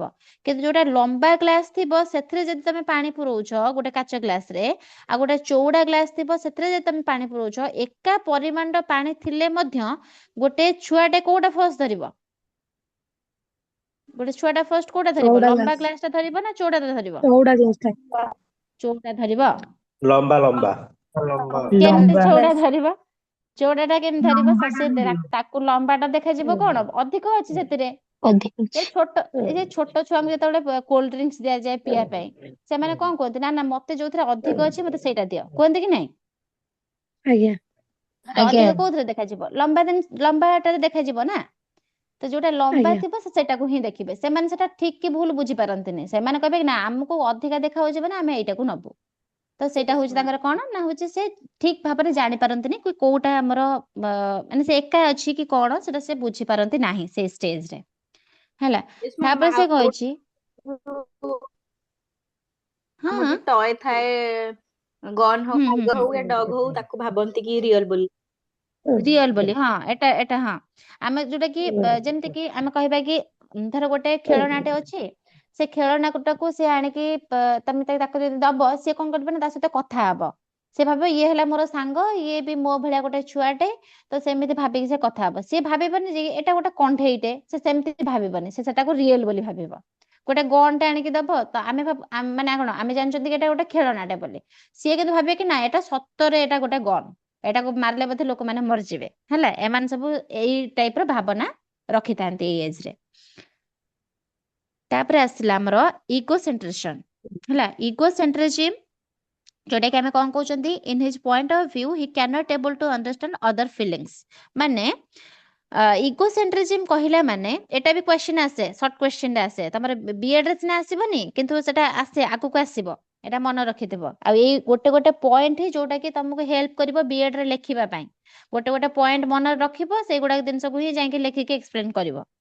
ଇଗୋ ସେଣ୍ଟ୍ରିଜିମ୍ କଣ ନା, ଇଗୋ ସେଣ୍ଟ୍ରିଜିମ୍ କହିଲା ମାନେ ସେ ସବୁ ପିଲା ବୁଝି ପାରନ୍ତିନି କି ହଉଛି ମୁଁ ଯାହା ଫିଲ୍ କରୁଛି ସମସ୍ତେ ସେଇଟା ଫିଲ୍ କରୁଥିବେ ବୋଲି। ହେଲା, ସେଟା ବୁଝିପାରନ୍ତିନି। ଯେମିତି କି ଗୋଟେ ଛୁଆଟିକୁ ଯଦି ତମେ କଣ ଗୋଟେ ଛୋଟ ଛୁଆଟିକୁ ଭୋକ ଲାଗୁଛି, ହେଲା, ଭୋକ ଲାଗୁଛି, ତାର ଗୋଟେ ସାନ ଭଉଣୀଟେ ବି ଅଛି, ତ ସିଏ ସେଠି ବୁଝିବନି କି ମତେ ଭୋକ ଲାଗୁଛି ମୋ ଭଉଣୀକୁ ବି ଭୋକ ଲାଗୁଥିବ। ସିଏ କହିବ ନାଇଁ ମତେ ଦେଲେ ମାନେ ମୁଁ ଖାଇବି, ମୁଁ ତାକୁ ଦେବିନି। ସେ ସେଟା ଅଦର ଫିଲିଙ୍ଗସକୁ ସେ ବୁଝିପାରେନି। ତ ଇଗୋ ସେଣ୍ଟ୍ରିଜିମ୍ ଷ୍ଟେଜ ହଉଛି ମେନ୍ କ୍ୟାରେକ୍ଟରିଷ୍ଟିକ କଣ ନା, ଏଠାରେ ଶିଶୁ ନିଜ ପଏଣ୍ଟ ଅଫ ଭ୍ୟୁ କୁ କେବଳ ସଠିକ ବୋଲି ଭାବିବ। ସିଏ କହିବ ମୁଁ ଯାହା କହୁଛି ସେଇଟା ଠିକ ଆଉ ସେଇଟା ହବା ଦରକାର। ଅନ୍ୟ ଲୋକଙ୍କର ଫିଲିଙ୍ଗସ୍, ଅନ୍ୟ ଲୋକଙ୍କର ଥଟ୍, ଅନ୍ୟ ଲୋକଙ୍କର ପର୍ସପେକ୍ଟିଭ କଣ ସବୁ ଅଛି, ସେ ସବୁକୁ ସେ ଜମା ବି ବୁଝିବା ପାଇଁ ଚେଷ୍ଟା ହିଁ କରନ୍ତିନି। ସେ ଭାବେ କଣ ସମସ୍ତେ ତାଙ୍କ ପରି ଭାବୁଛନ୍ତି। ସିଏ ଯାହା ଭାବୁଛି ସେ ଭାବୁଛି କି ମୁଁ ଯାହା ଭାବୁଛି ମୋ ପରି ସବୁ ପିଲାମାନେ ଭାବୁଛନ୍ତି, ଆଉ ମୋ ମା ବାପା ମାନେ ଭାବୁଛନ୍ତି, ସମସ୍ତେ ସେଇଭଳିଆ ଭାବୁଛନ୍ତି। ସିଏ ବାଲେ ବୁଝିପାରେନି କି ହଉଛି ମତେ ବି ଭୋକ ଲାଗୁଛି ଯଦି ଆଉ ଗୋଟେ ପିଲାଟିକୁ ବି ଭୋକ ଲାଗୁଥିବ। ସେ ଜିନିଷ କିଛି ବି ବୁଝେନି। ହେଲା, ଇଗୋ ସେଣ୍ଟ୍ରିଜିମ୍ ଏଥିରେ ଡେଭଲପ ହୁଏ କୋଉ ଷ୍ଟେଜରେ? କୋଉ ଷ୍ଟେଜରେ? ପ୍ରି ଅପରେସନାଲ କହିବ, ଆର୍ଲି ଚାଇଲ୍ଡହୁଡ କହିବନି, କାହିଁକିନା ଏଟା ପିଆଗେଟ ଥିଓରି ପଢୁଛନ୍ତି। ହେଲା, ହଁ, ତ ପ୍ରି ଅପରେସନାଲ କେତେ ରୁ କେତେ ଯାଉଛି? 2 ରୁ 12 ବର୍ଷ। 12 ବର୍ଷ। 2 to 7 year, 2 to 12 year ଖାଲି ଚାଇଲ୍ଡହୁଡ। ଏଠି ଆମେ ଚାଇଲ୍ଡହୁଡ ପଢୁନାହାନ୍ତି। ହଁ, ଆଜ୍ଞା। ଓକେ। ତାପରେ ସେ ହଁ 2 to 7 year। ତାପରେ କଣ କହିଛି ନା ହଉଛି ଆନିମିଜମ୍। କଣ 4 to 6 year believes everything is life unless it is broken। ତ ସେ କହୁଛି କି ହଁ 7 year child thinks all things that moves are life। 8 to 9 years child thinks all that moves we believe as alive। ତ 4 to 6 year ଯୋଉମାନେ ସବୁ ଅଛନ୍ତି ସେମାନେ ସବୁ କଣ ନା ବିଶ୍ୱାସ କରନ୍ତି ଯେ ପ୍ରାୟ ସମସ୍ତ ଜିନିଷ କଣ ଲିଭିଂ ଅଟ, ମାନେ ସବୁ ଯାକ ବଞ୍ଚିଛନ୍ତି। ଯେପର୍ଯ୍ୟନ୍ତ ସେଗୁଡିକ ଭାଙ୍ଗି ନାହିଁ ସେ ପର୍ଯ୍ୟନ୍ତ କଣ ସେ ଭାବନ୍ତି ନା ଏଟା ଗୁଡାକ ସତ। ଯଦି ଗୋଟେ କଣ୍ଢେଇଟେ ଯେ ପର୍ଯ୍ୟନ୍ତ ଭାଙ୍ଗିନି ସେ ପର୍ଯ୍ୟନ୍ତ ସେ ଭାବେ କି ହଁ ଇଏ ବୋଧେ ଗୋଟେ ମଣିଷ ଆମ ଭଳି କଥାବାର୍ତ୍ତା କରିପାରିବ, ଇଏ କରିପାରିବ। ସେ ସବୁବେଳେ ସେ କଣ ଗୋଟେ ଲିଭିଂ ଥିଙ୍ଗ ବୋଲି ସେମାନେ ଭାବନ୍ତି ହେଲା। ଏଟା ହଉଛି କେତେରୁ କେତେ ମାନେ 4 ରୁ 6 ବର୍ଷର ପିଲା। 7 ବର୍ଷର ଶିଶୁ ଭାବେ କଣ ଯେଉଁ ଜିନିଷ ମୁଭ କରୁଛି ସେଗୁଡିକ ହିଁ ଲିଭିଂ। ଗୋଟେ ଯଦି ଗୋଟେ ମାନେ ଯେମିତି କି କଣ ଗୋଟେ କାରଟେ ଆମେ ଗୋଟେ ଖେଳନା କାରଟେ ଆଣିଲେ, ସେ କାର ଯଦି କାମ କରୁଛି ବ୍ୟାଟେରୀ ଅଛି, ବ୍ୟାଟେରୀ ଚାଲୁଛି, ଭଲ ଅଛି, ସେ ଯଦି ମୁଭ କରୁଛି ତାହେଲେ ସେଟା ହଉଛି କଣ ନା ଲିଭିଂ ଥିଙ୍ଗ ସେ ଭାବେ, ସତ ସତିକିଆ କାର ଭାବେ। ଯେତେବେଳେ ବ୍ୟାଟେରୀ ସରିଯାଏ କିଛି ଗୋଟେ ଖରାପ ହେଇଯାଏ ତାହେଲେ ସେ କଣ ଭାବିବ ନା ଏଟା ଗୋଟେ ଖେଳନାଟେ। ଆଉ ଯଦି ଗୋଟେ କଣ୍ଢେଇଟେ କଥା କହୁଛି ତାହେଲେ ସେ ଭାବିବ କି ହଁ ଏଥିରେ ଜୀବନ ଅଛି। ଗୋଟେ କଣ୍ଢେଇଟେ ଯଦି କଥା କହିପାରୁନଥିବ ସେ ଭାବିବ କି ନା ଏଟା ମରିଯାଇଛି ହେଲା, ଏଟା ଗୋଟେ ଲିଭିଂ ଥିଙ୍ଗ ନୁହେଁ। ତ ଏମିତି ଟାଇପର ସବୁ ଭାବନ୍ତି। ତ 8 ରୁ 9 ବର୍ଷ ମଧ୍ୟରେ ଶିଶୁ ଯୋଉ ସବୁ ଥାନ୍ତି ସେମାନେ କଣ ନା ଯଦି ମୁଭମେଣ୍ଟ କରୁଛି ତାକୁ ଭାବିବେ କଣ ୟାର ଲାଇଫ ଅଛି। ଏହାକୁ ଆମେ ପିଆଗେଟ ଆନିମିଷ୍ଟିକ ଥିଙ୍କିଙ୍ଗ ବୋଲି କୁହନ୍ତି, ଯୋଉଟା କି ସେମାନେ ମନ ଭିତରେ ଭାବି ପାରନ୍ତି କି ଯଦି କୌଣସି ପ୍ରକାର ଜିନିଷଟା ମୁଭ କରୁଛି ତାହେଲେ ତାର ଜୀବନ ଅଛି, ଆଉ ଯଦି ମୁଭ କରୁନାହିଁ ତାହେଲେ ତାର ଜୀବନ ନାହିଁ। ଯଦି ଗୋଟେ ଜିନିଷ ଭାଙ୍ଗି ନାହିଁ ତାହେଲେ ତାର ଜୀବନ ଅଛି, ଯଦି ସେଟା ଭାଙ୍ଗିଗଲା ତାହେଲେ ତାର କଣ ନା ହଉଛି ଜୀବନ ନାହିଁ। ତ ଏଇ ସବୁ ପିଲାମାନେ ଭାବିଥାନ୍ତି ଏଇ ଷ୍ଟେଜରେ ହେଲା। ତାପରେ କହିଛି କି child in later childhood things plant and animals to be alive. ତମ କଣ ନା ସେ କହୁଛି କି ହଉଛି ପ୍ରି ଅପରେସନାଲ ଷ୍ଟେଜର ଶେଷ ଦିଗରେ, ଯେତେବେଳେ ଟିକେ ଟିକେ ଶେଷ ଆଡକୁ, ଯେମିତିକି ଆମର ଲ୍ୟାଟର ଚାଇଲ୍ଡହୁଡ ଆରମ୍ଭ ବେଳକୁ ଆଉ ହଉଛି ପ୍ରି ଅପରେସନାଲର ଶେଷ ବେଳକୁ ଶିଶୁ ଧୀରେ ଧୀରେ ବୁଝିବାକୁ ଆରମ୍ଭ କରେ ଯେ ପ୍ଲାଣ୍ଟ ଆଉ ଆନିମଲ କେବଳ ଲିଭିଂ। ମାନେ ବୁଝିପାରୁଛ ତ ମୋ କହିବା କଥା? ଯେତେବେଳେ 4 ରୁ 6 ବର୍ଷ ଥାଏ ସେତେବେଳେ ସେମାନେ ଭାବନ୍ତି କଣ ଯୋଉମାନେ ମୁଭ କରୁଛନ୍ତି ସେମାନେ ବଞ୍ଚିଛନ୍ତି, ଯୋଉମାନେ ମୁଭ କରୁନାହାନ୍ତି ସେମାନଙ୍କ ପାଖରେ ଜୀବନ ନାହିଁ। କିନ୍ତୁ ଯେତେବେଳେ ଲ୍ୟାଟର ଚାଇଲ୍ଡହୁଡ ବେଳକୁ ଟିକେ ଟିକେ ଆସେ, ମାନେ ଯେତେବେଳେ କି ପ୍ରି ଅପରେସନାଲ ଯେତେବେଳେ ଶେଷ ହେଇ ଆସେ, ଶେଷ ମାନେ କଣ 7 ବର୍ଷ ପାଖାପାଖି, 6 ରୁ 7 ବର୍ଷ ଭିତରେ, ତ ସେତେବେଳକୁ ଯେତେବେଳେ ଗୋଟେ ଶିଶୁଟି ଆସେ ସେତେବେଳେ ଧୀରେ ଧୀରେ ସେ ବୁଝେ କି ପ୍ଲାଣ୍ଟ ଆଉ ଆନିମଲର ମଧ୍ୟ ଜୀବନ ଅଛି। ସମସ୍ତ ଅବଜେକ୍ଟର ନୁହେଁ, ଖାଲି କଣ ଆନିମଲ ଆଉ ପ୍ଲାଣ୍ଟ ମାନଙ୍କର ଲାଇଫ ଅଛି। ଏହା ତାଙ୍କର କଣ ନା ଥିଙ୍କିଂ କନକ୍ରିଟ ଅପରେସନାଲ ଷ୍ଟେଜ ଦିଗକୁ ଯିବାକୁ ସଂକେତ କରେ। କନକ୍ରିଟ ଅପରେସନାଲ କିଏ ସେ? କନକ୍ରିଟ ଅପରେସନାଲ ହଉଛି 7 ରୁ 12 ନା। ତ ଯେତେବେଳେ ଗୋଟେ ପ୍ରି ଅପରେସନାଲ ଷ୍ଟେଜଟା ଲାଷ୍ଟକୁ ପଳେଇ ଆସେ ସେତେବେଳେ ପିଲାମାନେ କଣ ଭାବନ୍ତି ନା ଆମର ଯେତେକ ପ୍ଲାଣ୍ଟ ଅଛି, ଯେତେକ ଆନିମଲ ଅଛନ୍ତି, ସେମାନଙ୍କ ଦେହରେ ମଧ୍ୟ ଜୀବନ ଅଛି। ଯେମିତିକି ଛୋଟ ଛୁଆ ମାନେ ଦେଖିଥିବ ନେଇକି କୁକୁରକୁ ଖାଇବା ପାଇଁ ଦେଇ ଦଉଥିବେ, କାହିଁକି? ସେମାନେ ଭାବନ୍ତି କି ନା ଆମେ ବଞ୍ଚିଛନ୍ତି, ଆମେ ଖାଇବା, ଆମକୁ ଭୋକ ଲାଗୁଛି ତ ସେ କୁକୁରଟାକୁ ବି ଭୋକ ଲାଗୁଥିବ। ତ ସେମାନେ ସେତେବେଳକୁ ଟିକେ ଟିକେ ଜାଣିପାରନ୍ତି। କେତେ ବର୍ଷ ବେଳକୁ? 6 ବର୍ଷ ଶେଷ ବେଳକୁ ହେଲା। ଏବେ ଆସିଲା ଆମର କନକ୍ରିଟ ଅପରେସନାଲ ଷ୍ଟେଜ। କନକ୍ରିଟ ଅପରେସନାଲ ଷ୍ଟେଜରେ କଣ ହଉଛି? ତ କନକ୍ରିଟ ଅପରେସନାଲ ଷ୍ଟେଜ ଆମର କେତେ ବର୍ଷର ଅଛି ନା 7 to 12 ଇୟର୍ସ। 7 ରୁ 12 ବର୍ଷ ହଉଛି ଆମର କନକ୍ରିଟ ଅପରେସନାଲ ଷ୍ଟେଜ। লিখেছি ইট covers the period of 7 years to 12 years। কেউ ଗୋଟେ ଅନମ୍ୟୁଟ କରୁଛ, ମ୍ୟୁଟ କଲ, ମ୍ୟୁଟ କର, ଯେତେବେଳେ କହିବାର ଥିବ ଅନମ୍ୟୁଟ କରିବ। ତ ସେ କଣ କହିଛି ନା ଇଟ୍ covers the period of 7 years to 12 years। ତ କଣ ଏହି ଷ୍ଟେଜରେ 7 ବର୍ଷରୁ ଆରମ୍ଭ ହୋଇକି 12 ବର୍ଷ ପର୍ଯ୍ୟନ୍ତ ଥାଏ। ଏହି ସମୟରେ ଶିଶୁର ଥିଙ୍କିଂ ଧୀରେ ଧୀରେ ମ୍ୟାଚ୍ୟୁର ହୁଏ ଏବଂ ଲଜିକାଲ ରିଜନିଂ ଡେଭଲପ ହେବାକୁ ଆରମ୍ଭ କରେ। ଏଟା ଗୋଟେ ଇମ୍ପୋର୍ଟାଣ୍ଟ ପଏଣ୍ଟ ହେଲା। ଏଠି କଣ ହୁଏ, ତାଙ୍କର ଲଜିକାଲ ଯୋଉ ରିଜନିଂ ଅଛି ସେଟା ଡେଭଲପ ହେବାରେ ଲାଗେ। ଲଜିକାଲ ରିଜନିଂ ମାନେ କଣ? ସେ ହଉଛି ସବୁ ଜାଣିପାରେ, ବୁଝିପାରେ, ଯୋଉଟା କି ଆକ୍ଚୁଆଲ ଜିନିଷ କଣ ସେଥିରେ କଣ ନା ହଉଛି ତର୍କ ବାଢେ। ଏସବୁ ଜିନିଷ ତାଙ୍କର କେବେ ଡେଭଲପ ହୁଏ? କନକ୍ରିଟ ଅପରେସନାଲରେ ହୁଏ। ଯଦି କ୍ୱେଶ୍ଚିନ୍ ପଚାରେ କି କୋଉ, ଏଟା ତମକୁ ତ ପଚାରିବନି ଏବେ, ତମକୁ ଆଗକୁ ପଚାରିବ କି ହଉଛି କୋଉ ଷ୍ଟେଜରେ ତାଙ୍କର ଲଜିକାଲ ଥିଙ୍କିଂ ଡେଭଲପ ହୁଏ, ମନେ ରଖିବ କନକ୍ରିଟ ଅପରେସନାଲ ଷ୍ଟେଜରେ ହିଁ ତାଙ୍କର ଲଜିକାଲ ଥିଙ୍କିଂ ଡେଭଲପ ହୁଏ। ତାପରେ ଲେଖିଛେ to understand the basic attributes of an object I such as weight, length and number. ତାକୁ କହିଛି କି ଏଇ ଷ୍ଟେଜରେ ଶିଶୁ ଅବଜେକ୍ଟର ବେସିକ ଆଟ୍ରିବ୍ୟୁସନକୁ ବୁଝିପାରେ, ଯେପରିକି ୱେଟ୍ ହେଇଗଲା, ଲେନ୍ଥ ହେଇଗଲା, ସାଇଜ ହେଇଗଲା, ନମ୍ବର ହେଇଗଲା, ଏ ସବୁ କଣ ନା ସେ ଜାଣିପାରେ ଆଉ ଆକାର ବି ଜାଣିପାରେ ଯେମିତି କି ସେପ୍ ଚେଞ୍ଜ ହେଲେ ମଧ୍ୟ ସେ କ୍ୱାଣ୍ଟିଟି ସେମ୍ ରହୁଛି ବୋଲି ସେ ବୁଝିପାରିବ ଏଟା ଆଚ୍ଛା। ଏବେ ମୁଁ କଣ କହିଲି ପ୍ରି ଅପରେସନାଲ ରେ ସେ କଣ କରୁଥିଲା ଗୋଟେ ଚଉଡା ଗ୍ଲାସ ରେ ପାଣି ଦେଲେ ଆଉ ଲମ୍ବା ଗ୍ଲାସ ରେ ପାଣି ଦେଲେ ସେ କଣ ବୁଝୁଥିଲା କି ନା ଲମ୍ବା ଗ୍ଲାସ ଟା ହିଁ ଅଧିକ ଅଛି ପାଣି ଆଉ କିନ୍ତୁ ଚଉଡା ଗ୍ଲାସ ରେ ପାଣି କମ ଅଛି। କିନ୍ତୁ ଯେତେବେଳେ କନକ୍ରିଟ ଅପରେସନାଲ କୁ ପଳେଇ ଆସିଲା 7 ରୁ 12 ବର୍ଷ ଯେତେବେଳେ ହେଲା ସେତେବେଳେ ସେ ବୁଝିଯିବ ନା ନା ଏଟା ଲମ୍ବା ହେଲା କଣ ହେଲା ଏଟା ଚଉଡା ହେଲା କଣ ହେଲା ଏଟା ସେମ ପାଣି ହିଁ ଅଛି କିଛି ବି ଅଲଗା ନାହିଁ ସାଇଜ ସେମ ମାନେ ଆମର ଏଟା ଚଉଡାରେ ଅଛି ଏଟା ଲମ୍ବାରେ ଅଛି କିନ୍ତୁ ପାଣି ସେମ ଜିନିଷ ସେମ ହିଁ ଅଛି ହେଲା। ଏହାକୁ ଆମେ କଣ କୁହନ୍ତି ନା କନଜରଭେସନ ଥିଙ୍କିଂ ବୋଲି କୁହନ୍ତି। ମନେ ରଖିବ ଏଟାକୁ କଣ କୁହନ୍ତି କନଜରଭେସନ ଥିଙ୍କିଂ କୁହନ୍ତି ଯୋଉଟା କି ଆମକୁ ସବୁ ଜିନିଷ ସଠିକ ଭାବରେ ଜାଣିବାକୁ ହେଲ୍ପ କରେ। ସଠିକ ଭାବରେ ମାନେ କଣ ନା ଲେନ୍ଥ ରେ ୱେଟ ରେ ନମ୍ବର ରେ ସାଇଜ ରେ ସବୁ ଜିନିଷ ଆମେ ବୁଝିପାରନ୍ତି ସେତେବେଳକୁ ସେଥିରେ ଆମେ ଲଜିକାଲ ଥିଙ୍କିଂ ର ୟୁଜ କରିଥାନ୍ତି ହେଲା। ଲଜିକାଲ ରିଜନିଂ ର ଆମର ଡେଭଲପ ହେଇଥାଏ କୋଉଥିରେ ନା କନକ୍ରିଟ ଅପରେସନାଲ ରେ। ଯେମିତିକି ଏଇ ଷ୍ଟେଜରେ ଶିଶୁର time date days month word ଏସବୁ ହଉଛି କଣ ନା କନକ୍ରିଟ କନସେପ୍ଟକୁ ସେ ବୁଝିପାରେ କଣ ନା ହଉଛି ହଁ ସପ୍ତାହରେ 7ଟି ଦିନ ଅଛି 7ଟି ଦିନରୁ ଆମେ ବୁଝିପାରିବା କି ହଁ 6 କହିଲେ 6ଟା ହଉଛି ଆମର 7ରୁ କମ ବୋଲି ଆଉ 7ଟା ହଉଛି 6ରୁ ଅଧିକ ବୋଲି ସେ କ୍ୟାଲେଣ୍ଡର ଦେଖିବା ଜାଣିପାରେ ତ କ୍ଲକ୍ ମାନେ ହଉଛି କଣ ନା ହଉଛି ଘଣ୍ଟା ଚିହ୍ନିବା ଜାଣିପାରେ କି ସେ ଜାଣିପାରେ କି 1 ବାଜିଛି ଆମେ ଯଦି କହିବା କି 1 ବାଜିଛି 1 ବାଜିଛି ମାନେ ସେ ବୁଝିପାରିବ କି ହଁ 12ଟା ଯାଇ ସାରିଲାଣି ତାପରେ 1 ଆସିଲା ତାପରେ ଯଦି ଆସିବ 2ଟା ଆସିବ ସେ ବୁଝିପାରିବ ଘଣ୍ଟା ଚିହ୍ନିବା ଜାଣିପାରିବ। ନମ୍ବର ସିଷ୍ଟମ ସହିତ ରିଲେଟେଡ ଥିଙ୍କିଂ ସେ କରେ ଯଦି ଆମେ କହିବା କି ହଉଛି 1 ଗ୍ଲାସ ପାଣି ଆଣେ ସେ ସେତେବେଳେ ବୁଝିଯିବ କି ହଁ ମତେ ଗୋଟିଏ ଗ୍ଲାସ ରେ ପାଣି ଆଣିବାର ଅଛି କି 1 ଗ୍ଲାସ ପାଣି ଆଣିବାର ଅଛି।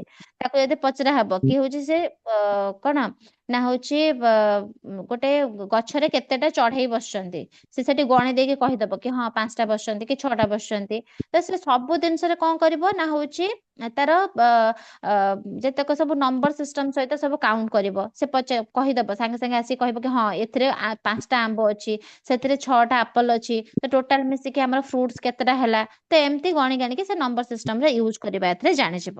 କିନ୍ତୁ ଅଣ୍ଡରଷ୍ଟାଣ୍ଡିଂ ମୁଖ୍ୟତଃ ରିଏଲ ଲାଇଫ ଏକ୍ଜାମ୍ପଲ ଉପରେ ଆଧାରିତ ସବୁବେଳେ କରିଥାଏ ମାନେ ରିଏଲ ଲାଇଫ ରେ ସବୁବେଳେ ଏକ୍ଜାମ୍ପଲ ନେଇଥାଏ। ହଁ ଏଠି 5ଟା ଆମର ଆଙ୍ଗୁଳି ଅଛି ସାଙ୍ଗେ ସାଙ୍ଗେ କଣ କରିବ ନା ଆଙ୍ଗୁଳିକି 5ଟା ଗଣିଦବ ତ 5ଟା ଆଙ୍ଗୁଳି ଅଛି ଏଠି 5 ଜଣ ପିଲା ବସିଛନ୍ତି ତ ଏମିତି ସେ ସବୁବେଳେ ରିଏଲ ଲାଇଫକୁ ନେଇକି ତା ନମ୍ବର ସିଷ୍ଟମକୁ ୟୁଜ କରିବ କୋଉଥିରେ ନା ଆମର କନକ୍ରିଟ ଅପରେସନାଲରେ। ତାପରେ କହିଛି ହଁ ତାପରେ କହିଛି କି team spirit and cooperation R developed ତ କଣ ଏଇ ଷ୍ଟେଜରେ ଆମର ସୋସିଆଲ ବିହେଭିୟରରେ ପରିବର୍ତ୍ତନ ଆସେ ସେ କଣ କରେ ଗ୍ରୁପ ମଧ୍ୟରେ କାମ କରିବାକୁ ଭଲ ପାଏ ଟିମ୍ ସ୍ପିରିଟ ତାଙ୍କର ବଢିଥାଏ କୋଅପରେସନ ଡେଭଲପମେଣ୍ଟ ହେଇଥାଏ ଯେମିତି କି ସେ ଗୋଟେ ଗ୍ରୁପ ଆକ୍ଟିଭିଟିଜ କିଛି ଗୋଟେ କଲେ ମିଶିକି କଲେ ଖେଳିଲେ ମିଶିକି ଖେଳିଲେ କ୍ଲାସ ରୁମ ୱାର୍କ ହେଇଗଲା ତାକୁ ଗୋଟେ ଗ୍ରୁପ ରେ କଲେ ସବୁ ଯାକ ରୁଲ ଯାହା ସବୁ ଅଛି ରୁଲକୁ ଫଲୋ କରିବା ଅନ୍ୟମାନଙ୍କ ସହିତ ଆଡଜଷ୍ଟ କରିକି ରହିବା ସେ ସବୁ ଜିନିଷ ସେ କନକ୍ରିଟ ଅପରେସନାଲ ରେ ଶିଖି ଯାଆନ୍ତି। ତ ସେ କଣ କରୁଥିଲା ପ୍ରି ଅପରେସନାଲ ରେ ଇଗୋ ସେଣ୍ଟ୍ରିଜିମ ଥିଲା ତାଙ୍କର ସେ ସବୁବେଳେ ଭାବୁଥିଲେ କି ନା ମୁଁ ଯାହା କହୁଛି ଠିକ ଆଉ ସମସ୍ତେ ଭୁଲ କହୁଛନ୍ତି ତ ମୁଁ ଯୋଉ ହିସାବରେ ଭାବୁଛି ସମସ୍ତେ ସେଇ ହିସାବରେ ଭାବୁଛନ୍ତି ବୋଲି ସେ ଭାବୁଛି ମତେ ଭୋକ ଲାଗୁଛି କିନ୍ତୁ ତାକୁ ଭୋକ ଲାଗୁଥିବ ବୋଲି ସେ ବୁଝି ପାରୁନଥିଲା କି ଯେତେବେଳେ କନକ୍ରିଟ ଅପରେସନାଲ କୁ ଆସିଲା ସେତେବେଳେ ସେ ବୁଝିଗଲା କି ହଁ ମତେ ଭୋକ ଲାଗୁଛି ତ ତାକୁ ବି ଭୋକ ଲାଗୁଥିବ ସୋସିଆଲି ସେ ସମସ୍ତଙ୍କ ସହିତ ମିଶିବା ଷ୍ଟାର୍ଟ କଲା ଗୋଟେ ଆଡଜଷ୍ଟମେଣ୍ଟ ଶିଖିଲା କି ହଁ ଯଦି ମୁଁ ଏଠି ଆସିଛି ପଢିବା ପାଇଁ ଯଦି ମତେ କିଛି ଅସୁବିଧା ହଉଛି ତାହେଲେ ଚଳିବ ସେ ସେତେବେଳକୁ 7 ରୁ 12 ବର୍ଷ ଭିତରେ ସେ ବୁଝି ଯାଇଥାଏ ସେ ଜିନିଷଟାକୁ ହେଲା କୋଅପରେସନ କରିବା ଶିଖେ ସମସ୍ତଙ୍କ ସହିତ କଣ ନା ହଉଛି ମିଶିକି କାମ କରିବା ଶିଖେ ଟିମ୍ ସ୍ପିରିଟ ତାଙ୍କର ଏଥିରେ ବଢେ ସବୁବେଳେ ଗ୍ରୁପ ରେ କେମିତି କାମ କରିବେ ସୋସିଆଲ ବିହେଭିୟର କେମିତି ତାଙ୍କର ଅଛି ଯେମିତି କାହାକୁ ଟିକେ ଗୋଟେ ମତେ କିଛି ଦେଲା ମୁଁ ତାକୁ ଥ୍ୟାଙ୍କ ୟୁ କହିବି ହେଲା କି କିଛି ଗୋଟେ କାହାକୁ ମୁଁ ସାହାଯ୍ୟ କରିବି ଏସବୁ ଜିନିଷ ତାଙ୍କର ଏଇଥିରେ ବଢିଯାଏ ଯୋଉଟା କି କନକ୍ରିଟ ଅପରେସନାଲରେ। ତାପରେ last one is formal operational stage ଯୋଉଟା କି 12 ବର୍ଷରୁ ଉର୍ଦ୍ଧ୍ୱ ଆଉ ସେ 12 ବର୍ଷରୁ ଉର୍ଦ୍ଧ୍ୱ ଆଜି ପଢିବା ନାହିଁ ଏଟା ନେକ୍ସଟ କ୍ଲାସ କାଲି ପଢିବା ଓକେ। ଏବେ ପଚାର କଣ କ୍ୱେଶ୍ଚନ ପଚାରିବାର ଅଛି କ୍ଲିୟର ମ୍ୟାଡାମ। କ୍ଲିୟର ଆଜ୍ଞା। ପୁରା କ୍ଲିୟର ହେଇଗଲା ଏକାଥର ଆଉ କିଛି କ୍ୱେଶ୍ଚନ ନାହିଁ ନା ମ୍ୟାମ ଭଲ ଲାଗିଲା। ଓକେ। ଆଚ୍ଛା କିଏ କଣ ସବୁ ମେସେଜ ଦେଇଛ ମ୍ୟାମ୍ ଦେଖିଆ? ମ୍ୟାମ୍ କୁହ। ମ୍ୟାମ୍ ଟିକେ ପୂର୍ବ ଗୁଡା ଟିକେ ସ୍କ୍ରିନଶଟ ମାରିଥାନ୍ତୁ, ମାରି ପାରୁନି। ସ୍କ୍ରିନଶଟ ଫାଷ୍ଟ ମାରିବ, ଯୋଉଟା କାଲି ମାରିଦବ। ଆଜ୍ଞା କାଲି ମାରିବ ହେଲା, କାଲି ମୋର କ୍ଲାସ ନେବି ତମର, କାଲି ମାରିଦବ। ଠିକ ଓକେ, କଣ ଦେଇଛ? ମ୍ୟାମ୍ ହଁ କହୁନ, କୁହ। ମ୍ୟାମ୍ ସ୍କ୍ରିନଶଟ ନେଇଥାନ୍ତି ଟିକେ ଏଇ longitudinal and cross section approach of understanding development. ହଉ ରୁହ, ସେଇଟା ଖାଲି ମୁଁ ଦେଖିବି, ସେଇଟା ଖାଲି ସ୍କ୍ରିନଶଟ ଆଜି ନେଇଯାଅ। ଆଉ କାଲି ତମେ ଆଉ ଅଲଗା ଯୋଉଟା ଥିବ ମୁଁ ସାରଙ୍କୁ କହିବି ତମକୁ ପଠେଇଦେବେ, କିନ୍ତୁ ଏଇଟା ତମେ ଖାଲି ନେଇଯାଅ, ଯେହେତୁ ତମେ ସେଦିନ ଦେଖିନଥିଲ, ସେଇଟା ଖାଲି ନେଇଯାଅ ହେଲା। ଗ୍ରୁପରେ ସବୁ ନୋଟ୍ସ ଦିଆ ହେଇଛି ମ୍ୟାଡାମ। ଦିଆ ହେଇଛି ନା? ନାଇଁ ମ୍ୟାଡାମ ଦିଆଯାଇନି। ସବୁ ଆଚ୍ଛା ଦେଇଛନ୍ତି, ହଉ, ଦିଥର ସାର୍ ପଠେଇଲେଣି। ଅଲଗା ଅଲଗା ଇନଷ୍ଟିଟ୍ୟୁଟ ଅଛି। ହଉ ଠିକ ଅଛି, ଠିକ ଅଛି, ତମେ ସ୍କ୍ରିନଶଟ ମାର।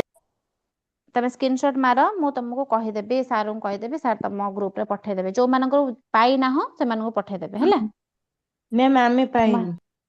ଆଚ୍ଛା ମୁଁ କହିଦେବି, ସାର୍ କହି ପଠେଇଦେବେ।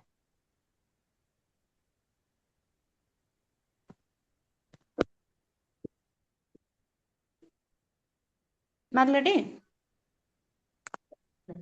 ଆଜ୍ଞା ମ୍ୟାମ୍। Yes, ma'am. ଠିକ ଅଛି, ତ ଡାଉଟ କାହାର ନାହିଁ କିଛି, ମୁଁ ଏବେ ଇଏ କରୁଛି, ଷ୍ଟପ୍ କରୁଛି। Thank you. Thank you ma'am. Thank you, ma'am. Thank you, ma'am.